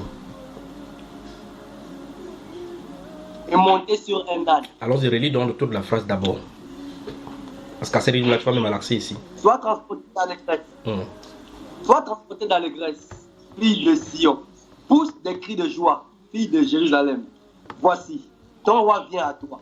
Il est juste et victorieux. Il est humble et monté sur un âne. Sur un âne, le petit d'une ânesse. Voilà. Relis encore mon frère. Sois transporté dans l'allégresse, fille de Sion. Pousse des cris de joie, fille de Jérusalem. Voici, ton roi vient à toi. Il est humble et victorieux. Il est juste et victorieux. Il est humble et monté sur un âne, sur le petit d'une ânesse. Voilà. Comment les gens de Jérusalem ou bien les filles de Sion devraient reconnaître l'humilité de Jésus.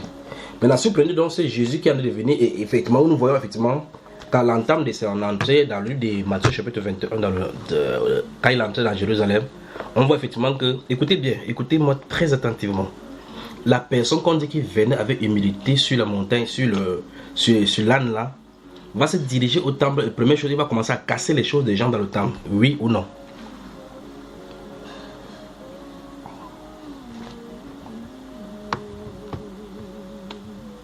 Vous êtes avec moi? Vous m'entendez? Oui. Ok. Donc je disais ceci, il est prophétisé ici que Jésus notre Seigneur est monté quand il entre et nous voyons que cette prophétie-ci, ça s'accomplit lorsqu'il entre à Jérusalem. Et lorsqu'il entre à Jérusalem, il est monté sur l'âne effectivement. Mais on donne le renseignement de lui qu'il est humble. Et lorsqu'il entre, première chose, il part dans le temple, il chicote les gens là-bas. Vous voyez que c'est compliqué là, non? Oui, ouais. Il est compliqué. Et il a vu déclaré que pendant qu'il faisait cela, il a fait le fouet, fouetter les gens. Donc le caractère dur ne fait pas de toi que tu ne sois pas humble. Vous voyez ça, n'est-ce pas? C'est pour cela que tout à l'heure, quand nous lisions le livre des Colossiens, chapitre 3, verset 12, nous avons lu en même temps douceur et humilité au même endroit. Je vous ai dit que le fait que quelqu'un soit doux ne veut pas dire qu'il est humble. De la même façon, maintenant, le fait que quelqu'un soit virulent, que ce soit avec la parole, que ce soit avec quelqu'un qu'on dit quelqu'un a le sang chaud. Quelqu'un donc peut avoir le sang chaud, mais il est pourtant humble. Parce que très souvent, les gens confondent justement le fait que quelqu'un soit calme. Mais on dit souvent que l'eau calme est toujours profonde, pas vrai? Quelqu'un est calme comme ça, le jour il vous sort une carte comme ça, vous croyez que c'est le carton rouge. Vous dites, mais est-ce que c'est cette personne qui agit comme ça? Bon, maintenant, la question maintenant c'est, si on dit Jésus notre Seigneur est monté sur l'âne et on dit que lui, on donne ses caractéristiques juste et humble. Maintenant, quand il entre, on le voit en train de marcher. Est-ce qu'on voit l'humilité sur lui? Vous voyez cela? Maintenant, qu'est-ce que la Bible veut signifier ici en lui? Qu'est-ce qu'on montre en lui qu'il est humble? Pourtant, quand il entre dans le temple, effectivement, il chicote les gens. On dira maintenant, si c'était aujourd'hui, on dira maintenant que non. Un Dieu, quelqu'un qui est vraiment qui vient de Dieu ne peut pas faire de telles choses. Il a cassé les marchandises d'un papa qui doit nourrir la famille. Vous voyez cela, n'est-ce pas? Après, c'est tout là-bas, il dit aux gens, race des vipères, vous avez pour père le diable. Vous voyez que si vous considérez que l'humilité, ce n'est pas dire la vérité droit devant quelqu'un comme ça, en lui regardant droit dans les yeux, lui dire ce qu'il est, c'est être orgueilleux. Vous savez que vous allez vous casser la gueule ici avec ces versets bibliques, pas vrai? Continuons maintenant à scruter les versets le concernant. Ouvrons maintenant Matthieu chapitre 11.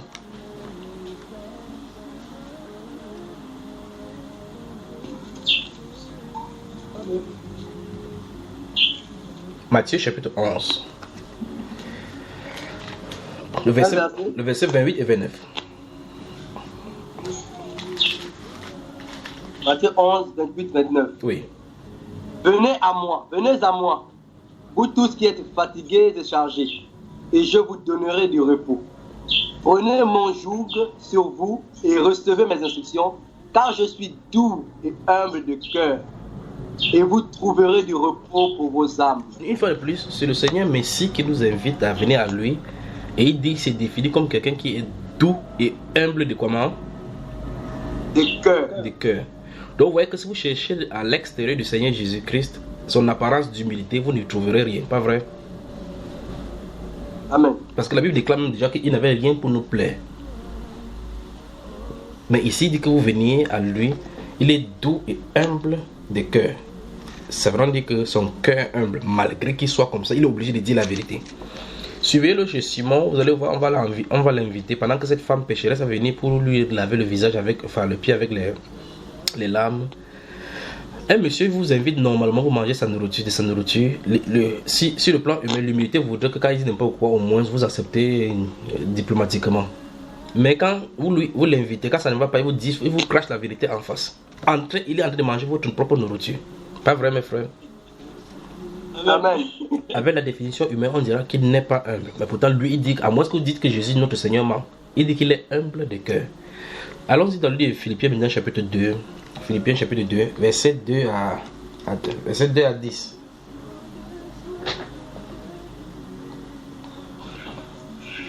Philippiens, chapitre 2, verset 2 à 10.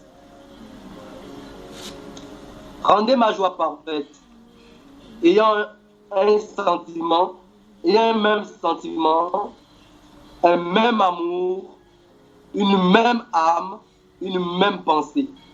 Ne faites rien par esprit de parti ou par vaine gloire, mais que l'humilité vous fasse regarder les autres comme étant au-dessus de vous-même. Arrêtons d'abord là-bas. Que chacun de vous... Arrêtons d'abord là-bas. Ici, il dit que l'humilité fasse quoi? Regardez les autres comme étant au-dessus de vous-même. Donc, en considérant, remarquez très attentivement que ça c'est un sentiment intérieur, parce que personne ne peut voir cela. Lorsque vous êtes dans la salle de classe, comme vous êtes en train de prendre dans au lycée, vous remarquez très bien que vous vous livrez à des batailles féroces entre vous. Lorsqu'on remet les feuilles, quelqu'un a 17 en chimie et que tu as 3, tu regardes la personne, toi seul sais ce qui se passe dans ton cœur. Pas vrai? Toi seul sais. Amen. À cet instant-là où tu vas bourrer n'importe comment, mais ce que ton cœur dit dans cet état-là, on peut savoir si ou non tu es orgueilleux. Maintenant, est-ce que tu peux, de façon humble, là maintenant, au sens propre de ce même mot, regardant celui-là en disant que, comme on dit souvent dans un adage, je ne sais pas si vous utilisez cet adage-là, que si quelqu'un te dépasse, porte son sac. Donc il faut admettre que celui-ci me dépasse. Vous voyez cela? Mais il y a des gens qui disent, je n'accepterai jamais qu'il me dépasse, jamais. Il y a des gens pour qui vous savez, il y a des moments où vous devez admettre même que vous avez commis des fautes pour calmer les situations et des velléités. Alors d'autres personnes peuvent vous attaquer, disant, il y a des gens qui sont prêts toujours à côté pour envenimer la situation, dire, toi comme ça on te parle, comme ça tu ne rends pas rang. Vous voyez, et si vous le faites en ripostant comme vous en le faites, vous le faites par orgueil. Vous voyez, l'humilité voudrait aussi que vous souffrez même pour rien. Vous voyez, et ici dit que l'humilité vous fasse regarder les autres comme étant au-dessus de vous. Est-ce que la nature humaine nous permet d'accepter que quelqu'un nous dépasse? Non. Regardez la compétition entre les femmes. Quand un homme sort avec 2 filles, ou bien avec une fille, et qu'il en est de tromper avec une autre fille, parce que dehors c'est la tromperie, c'est même pas d'abord l'amour. Quand il sort, je prends cet exemple pour qu'on puisse bien saisir. Quand une fille découvre que l'autre, que tu as de le tromper avec l'autre, avec une autre fille, elle essaie de voir cette fille-là pour regarder qu'est-ce que cette fille a de plus que moi. Elle veut savoir qu'est-ce qui peut bien te pousser là-bas.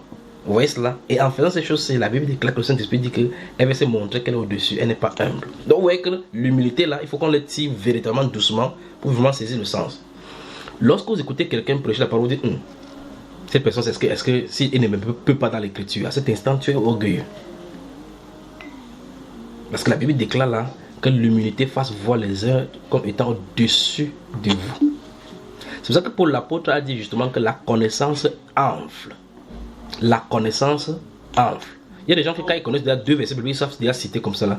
Ils partent partout attaquer pour dire est-ce que tu connais la Bible? Est-ce que tu connais la Bible? Vous voyez cela? Le but pour eux c'est d'aller attaquer les gens. À cet instant là, la Bible déclare que tu es enflé d'orgueil. D'accord frère? Amen. Amen. Continuons maintenant la lecture.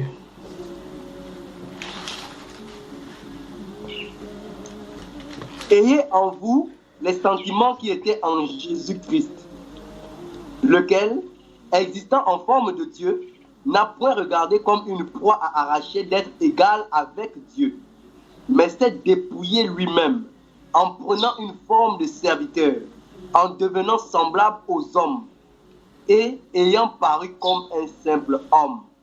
Il s'est humilié lui-même, se rendant obéissant jusqu'à la mort, même jusqu'à la mort de la croix. C'est pourquoi aussi Dieu l'a souverainement élevé et lui a donné le nom qui est au-dessus de tout nom, afin qu'au nom de Jésus, tout genou fléchisse dans les cieux, sur la terre et sous la terre. Et que toute langue confesse que Jésus-Christ est Seigneur à la gloire de Dieu le Père, effectivement. Alors, ici, dans ce livre d'Éphésiens, Philippiens que tu viens de lire, se trouve dans le principe qui est émis dans le livre des Proverbes, repris dans 1 Pierre chapitre 5, si le Seigneur permet, on va y aller, et dans Jacques chapitre 4, qui veut que l'humilité précède la gloire et l'orgueil précède la chute. Vous voyez? Ici, nous voyons effectivement que c'est ce sens effectivement que Jésus a pris. On dit, gardez-vous à l'esprit que dans le livre de Zacharie chapitre 9, verset 9, on avait dit qu'il était humble. Dans le livre de Matthieu chapitre 11, verset 29, nous avons lu qu'il a dit de lui-même qu'il était humble de cœur. Et ici maintenant, on dit maintenant que ayez en vous, donc ayez le style de vêtement intérieur que Jésus notre Seigneur avait. Parce qu'on a convenu que l'humilité c'est un vêtement, c'est un style de vêtement. Ici on dit, ayez en vous les sentiments qui étaient en Jésus-Christ, lequel existant en forme de Dieu n'a point regardé comme une proie arrachée d'être égal avec Dieu. Maintenant regardez bien, regardez très attentivement. Regardez bien très attentivement comment ça va. Regardez où me voyez, n'est-ce pas? Oui. Regardez ça. L'humilité consiste à vêtir son intérieur d'un état. D'accord? Regardez bien. Où est bien ma main? Donc l'état, ça quitte de l'extérieur pour entrer à l'intérieur. L'orgueil, il faut se dépouiller. Donc c'est un style de vêtement dont il faut se dépouiller. Observez maintenant ce qu'il dit dans ce livre de Philippiens. Il est dit que Christ étant Dieu s'est dépouillé. Donc il a enlevé, un peu comme quelqu'un qui est un général de l'armée. C'est qu'en portant sa tenue, ça va créer un antagonisme entre lui et ses interlocuteurs. Voulant se familiariser pour qu'on ne le considère pas, qu'on ne le voit pas comme supérieur, enlève ses habits de généraux ou bien de colonel, porte un simple habit, reste à côté de la population simple, vous parlez ensemble. Et vous êtes arrivé déjà de parler avec quelqu'un ne sachant même pas que cette personne c'est un militaire ou bien un flic, et puis plus tard vous vous rendez compte que c'est un flic. Vous imaginez que si vous disiez des choses compromettantes vis-à-vis de l'État, c'est que vous arriverez, n'est-ce pas? Et puis là ça commence à vous apprendre une chose, maintenant que vos soupapes là, il faut les fermer, les tirs d'échauffement là. Parce que les agents secrets sont infiltrés partout dans la population, ils sont en civil. Maintenant prenons donc cet exemple. Lorsqu'il porte son habit avec ses attributs, quand vous le voyez directement, vous voyez que ça impose respect. Christ n'est pas venu pour qu'on lui impose respect. C'est pour ça qu'il n'avait rien pour nous plaire, pour attirer le regard. La Bible déclare que ce qu'il avait de Dieu en lui, il a dépouillé. Il s'est dépouillé lui-même. Et vous voyez effectivement que se dépouiller, c'est le contraire de se revêtir. Pas vrai? Donc, il s'est dépouillé, c'est-à-dire qu'il a déshabillé sa nature de Dieu. Parce que sa nature de Dieu veut qu'il soit adoré, qu'il soit au-dessus de tout le monde. Parce que Dieu est souverain, il ne peut pas faire autrement. Mais il a dû enlever cela pour être convivial avec nous, être à notre niveau.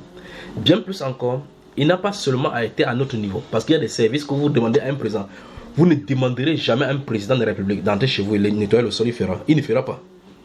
Parce que c'est l'attribut des présidents du monde, c'est l'attribut de la gloire des hommes, et par conséquent l'attribut d'orgueil. C'est pas ce que vous comprenez. Les honneurs, c'est pour cela, quand ils entrent au pouvoir, ils ne veulent plus quitter.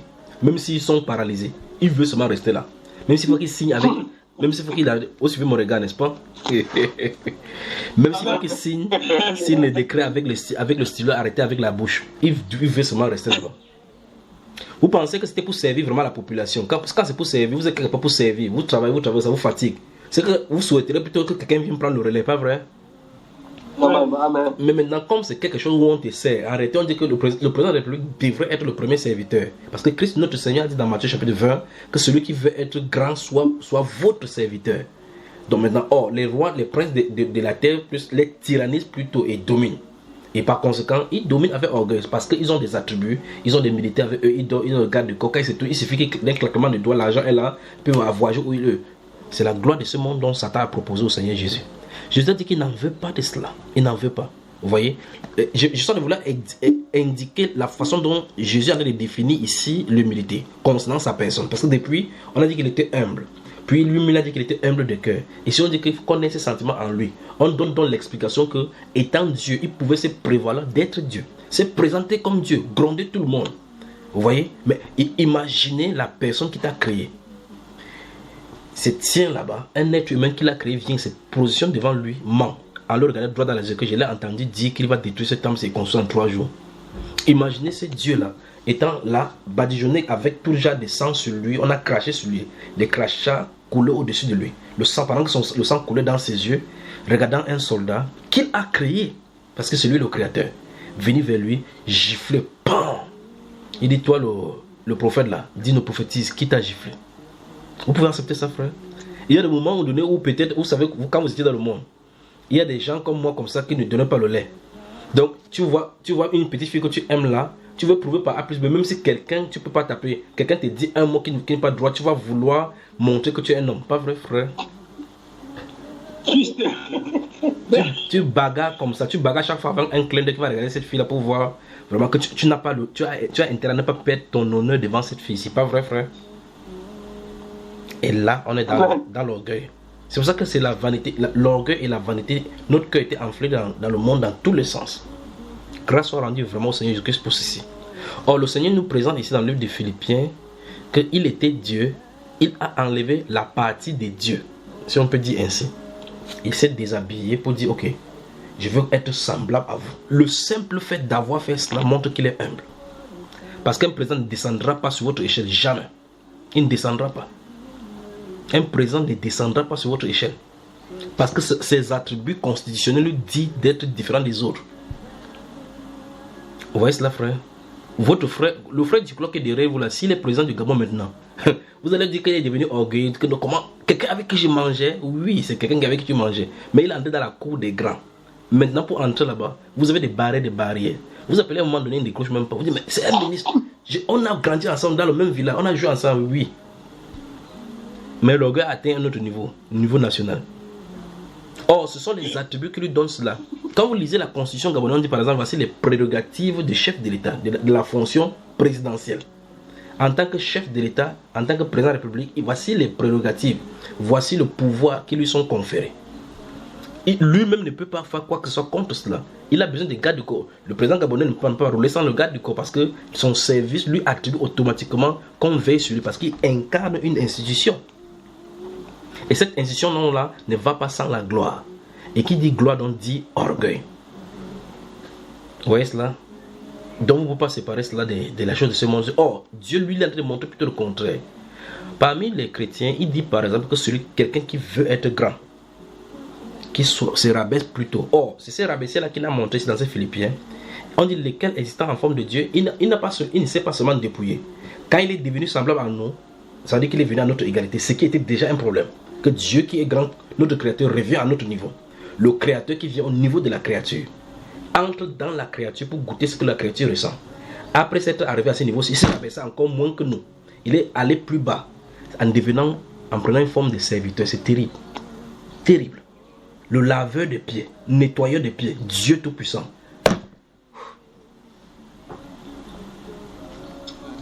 Vous imaginez que vous avez fréquenté, vous avez votre doctorat et puis vous venez à la maison, il y a des enfants de l'école primaire là-bas qui ne parlent pas laver les assiettes. Vous dites, ok, je vais laver même votre assiette, laver votre habit.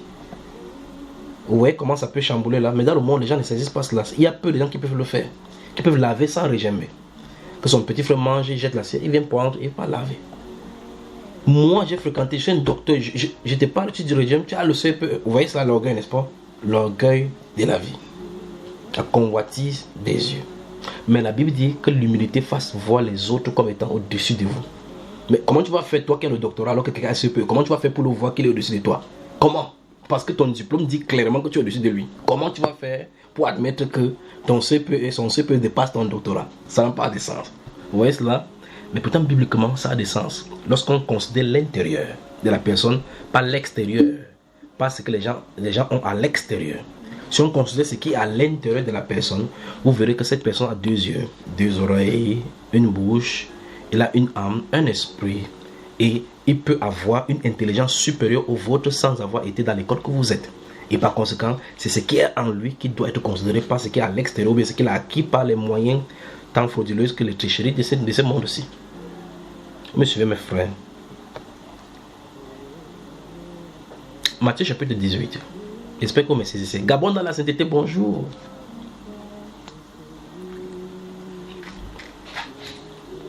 Bonjour, Frère Junior. Voilà, j'aime ça. C'est quoi l'humilité? Nous y voilà. On en arrive, première partie. Matthieu chapitre 18. Lisons les versets 1 à 4. Mais c'est le verset 4 qui nous intéresse. Matthieu chapitre 18, versets 1 à 4. En ce moment, les disciples s'approchèrent de Jésus et dirent, qui donc est le plus grand dans le royaume des cieux? Jésus, ayant appelé un petit enfant, le plaça au milieu d'eux et dit, je vous le dis en vérité, si vous ne vous convertissez et si vous ne devenez comme les petits enfants, vous n'entrerez pas dans le royaume des cieux. C'est pourquoi quiconque se rendra humble comme ce petit enfant sera le plus grand dans le royaume des cieux. Petit à petit, nous commençons à poser les fondations des jalons pour saisir ce que le Seigneur appelle lui par humilité, n'est-ce pas? Amen. Quand le problème de grandeur, l'ordre de grandeur naturel qui est parmi les hommes, là, parce que chacun veut se positionner dans l'entreprise, on veut se positionner dans l'autre entreprise. Même les gens comme le frère Fulbert, comme ça qui fréquentent, entre eux avec ses camarades de classe, ils se disent que nous, quand nous sommes à l'école de formation, on se connaît. Lui là qu'on a nommé directeur là, on se connaît. C'est pas parce qu'il a utilisé sa relation pour être notre chef aujourd'hui, n'est-ce pas mon frère Fulbert? C'est juste, exact. Voilà, vous voyez effectivement que vous êtes brillant. Et puis vous voyez que quelqu'un qui était un cancre vient dans le poste de service, c'est lui qu'on nomme directeur. Vous êtes fâché, vous dites quel gâchis. quand il vous donne de l'ordre, il vous donne l'ordre tout en vous regardant dans les yeux. Vous savez effectivement que en réalité, la sœur qui en a décrit là faire l'erreur, il n'y a pas de Romains chapitre 18, c'est Matthieu chapitre 18, d'accord? Verset. Donc elle a écrit Matthieu chapitre 18, Romains chapitre 18, verset 25. Je crois qu'elle a 2 passages, 2 livres encore qu'elle va écrire dans Romains. Donc vous voyez, quelqu'un qui est votre directeur et qui en classe était dernier de la classe, il ne méritait pas, il trichait même peut-être pour y aller. Et puis vous voyez qu'en réalité, vous qui méritez, vous qui pensez que vous méritez, vous êtes là, vous êtes au-dessous de lui. Et il va falloir admettre son ordre. Et très souvent même, il fait même des choses, même il écrit des choses avec des fautes. Vous voyez effectivement qu'il veut corriger, mais il est votre chef. Comment admettre que cette personne-ci vous dépasse? En suivant la Bible, que regardez les autres comme étant au-dessus de vous. Vous voyez que si vous êtes véritablement chrétien de la bonne façon, vous allez tout simplement comprendre qu'un homme ne peut recevoir du ciel que ce qui lui a été donné. Pas, n'est-ce pas? Il ne peut recevoir que ce qui lui a été donné du ciel. S'il a été là-bas, le ciel l'a voulu, pas vrai? Et admettre tout simplement. Le conflit commence à venir dans nos cœurs. Et... Oui, mon cher. Oui, dis-le. Excuse-moi, Frère Junior. Pendant que vous parlez de l'humilité tout à l'heure, je me rappelle d'une chose. C'est tellement profond que je voudrais que la prochaine fois, lorsque vous allez revenir par la carte de sur Libreville, qu'on puisse un peu entrer dans les profondeurs de ces choses-là. Exactement. Parce que je me rappelle, je vais un peu expliquer pour qu'on comprenne un peu la chose. Je m'étais retrouvé une fois face à une situation où, bon, c'est un peu compliqué à expliquer, où je vais dire Lucifer se présente à moi en me faisant des propositions telles qu'on a vu dans Matthieu 4, la tentation de Jésus. Me faisant des propositions. Il m'a dit ceci, je vais te faire une proposition, mais la proposition que je vais te faire dépend déjà de toi. Donc ce que tu me donneras comme réponse va déterminer la suite. Il me dit, tu connais, en fait, il m'avait fait une proposition, voulant un échange. Je ne l'ai pas même laissé le temps de me faire la proposition. J'ai une fois dit, mais je connais donc si tu veux demander. Il me dit, tu connais, en fait, il m'a cité les grands pasteurs que nous connaissons dans le Gabon. Il me dit, tu connais tel, j'ai dit oui. Il me dit, tu vois ce qu'il a, tu vois le temple qu'il a, l'église qu'il a, telle chose qu'il a. C'est parce qu'il a accepté ce que je lui ai fait, il a accepté en fait la proposition que je lui ai faite. Il me dit, tu es un enfant. Voilà pourquoi tu n'as pas voulu accepter ma proposition. Je dis, mais tu dis, je suis un enfant parce que tu me regardes charnellement. Si tu me regardes spirituellement, tu sauras que je suis même plus que toi. C'est comme ça qu'il a commencé à secouer la tête. Après, il me dit, tu as un problème de mon tribunal de Libreville? Non, j'ai dit oui. Il me dit, bien que tu as raison, mais ce problème-là demain sera rendu, le verdict sera contre toi. Je lui ai répondu en disant, tu peux retarder ce que Dieu a promis, mais tu ne pourras pas l'annuler. Et ce qui est bizarre, c'est que le lendemain, lorsque j'allais au tribunal de Libreville, en fait, je savais déjà la suite. Et les personnes qui sont parties m'accompagner étaient choquées du résultat qui a été donné.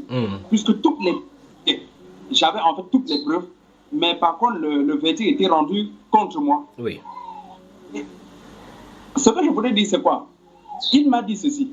Je te fais la proposition et dès que tu me donnes ton accord, je te donne un numéro auquel demain matin, tu vas te conduire à la présidence et on va te recevoir. Oui.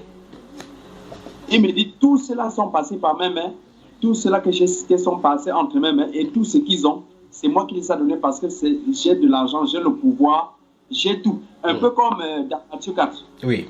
Et par la suite, quand j'ai dit non à cette proposition, bon, je ne sais pas si en disant non, c'était l'humilité ou bien, je ne sais pas s'il faut parler un peu dans ce sens parce que on voit le caractère que Jésus a affiché dans Matthieu 4. Oui. Il a résisté véritablement. Voilà. Bon, voilà, arrangez d'abord la chose. On ne doit pas être humble avec le diable. On ne doit pas être orgueilleux vis-à-vis de lui parce que c'est son attribut à lui. D'accord? On doit lui résister avec la parole, fermement avec la foi. D'accord, mon cher? Amen. Voilà. Donc, c'est tel que tu as dit dans Matthieu chapitre 4, c'est qu'il en a. Je crois que quand je viendrai à Libreville bientôt encore pour la visite, comme le frère Philbert et son épouse ne veulent pas venir ici, ils ont dit qu'ils ne veulent pas venir au Cameroun. Ils attendent qu'il y ait le changement dans les deux pays. Il n'y a pas de...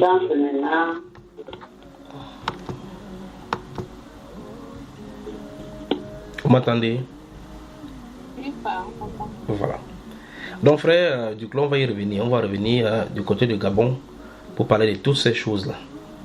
Et que le Seigneur te bénisse, véritablement. D'accord mon frère? Oui. Ce que tu dis et ce que le frère est en train de dire, c'est que faut pas confondre donc la sagesse et l'humilité. Exactement. Pourquoi pas dire la fermeté? Donc tout ce temps-là, c'est sage, mais pas humble. Comment ma soeur? Je dis donc, si on prend certains témoignages, donc on a plus été sage que humble en fait alors. Exactement. C'est ce qu'on a de suivre là. On peut continuer maintenant. La connexion a coupé chez les frères. Je crois que la connexion a coupé chez eux. Et dans ces cas, on continue la prochaine fois, n'est-ce pas? La deuxième partie. Ok. Le frère Fubert est en train d'écrire. Qu'est-ce qu'il me dit? La connexion s'est coupée. Ils vont se rencontrer. Non, ils vont relancer. Ils vont relancer. Donc. On prend une respiration et on revient. Je vais les rajouter. On dit de les rajouter.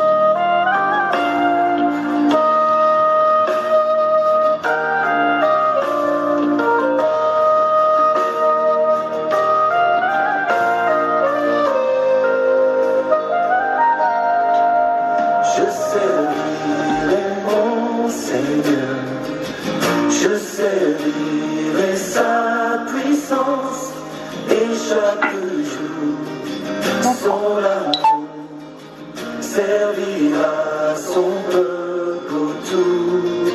Je ferai de ma faiblesse l'occasion de son secours et pas à pas se fera un chemin de vie en moi.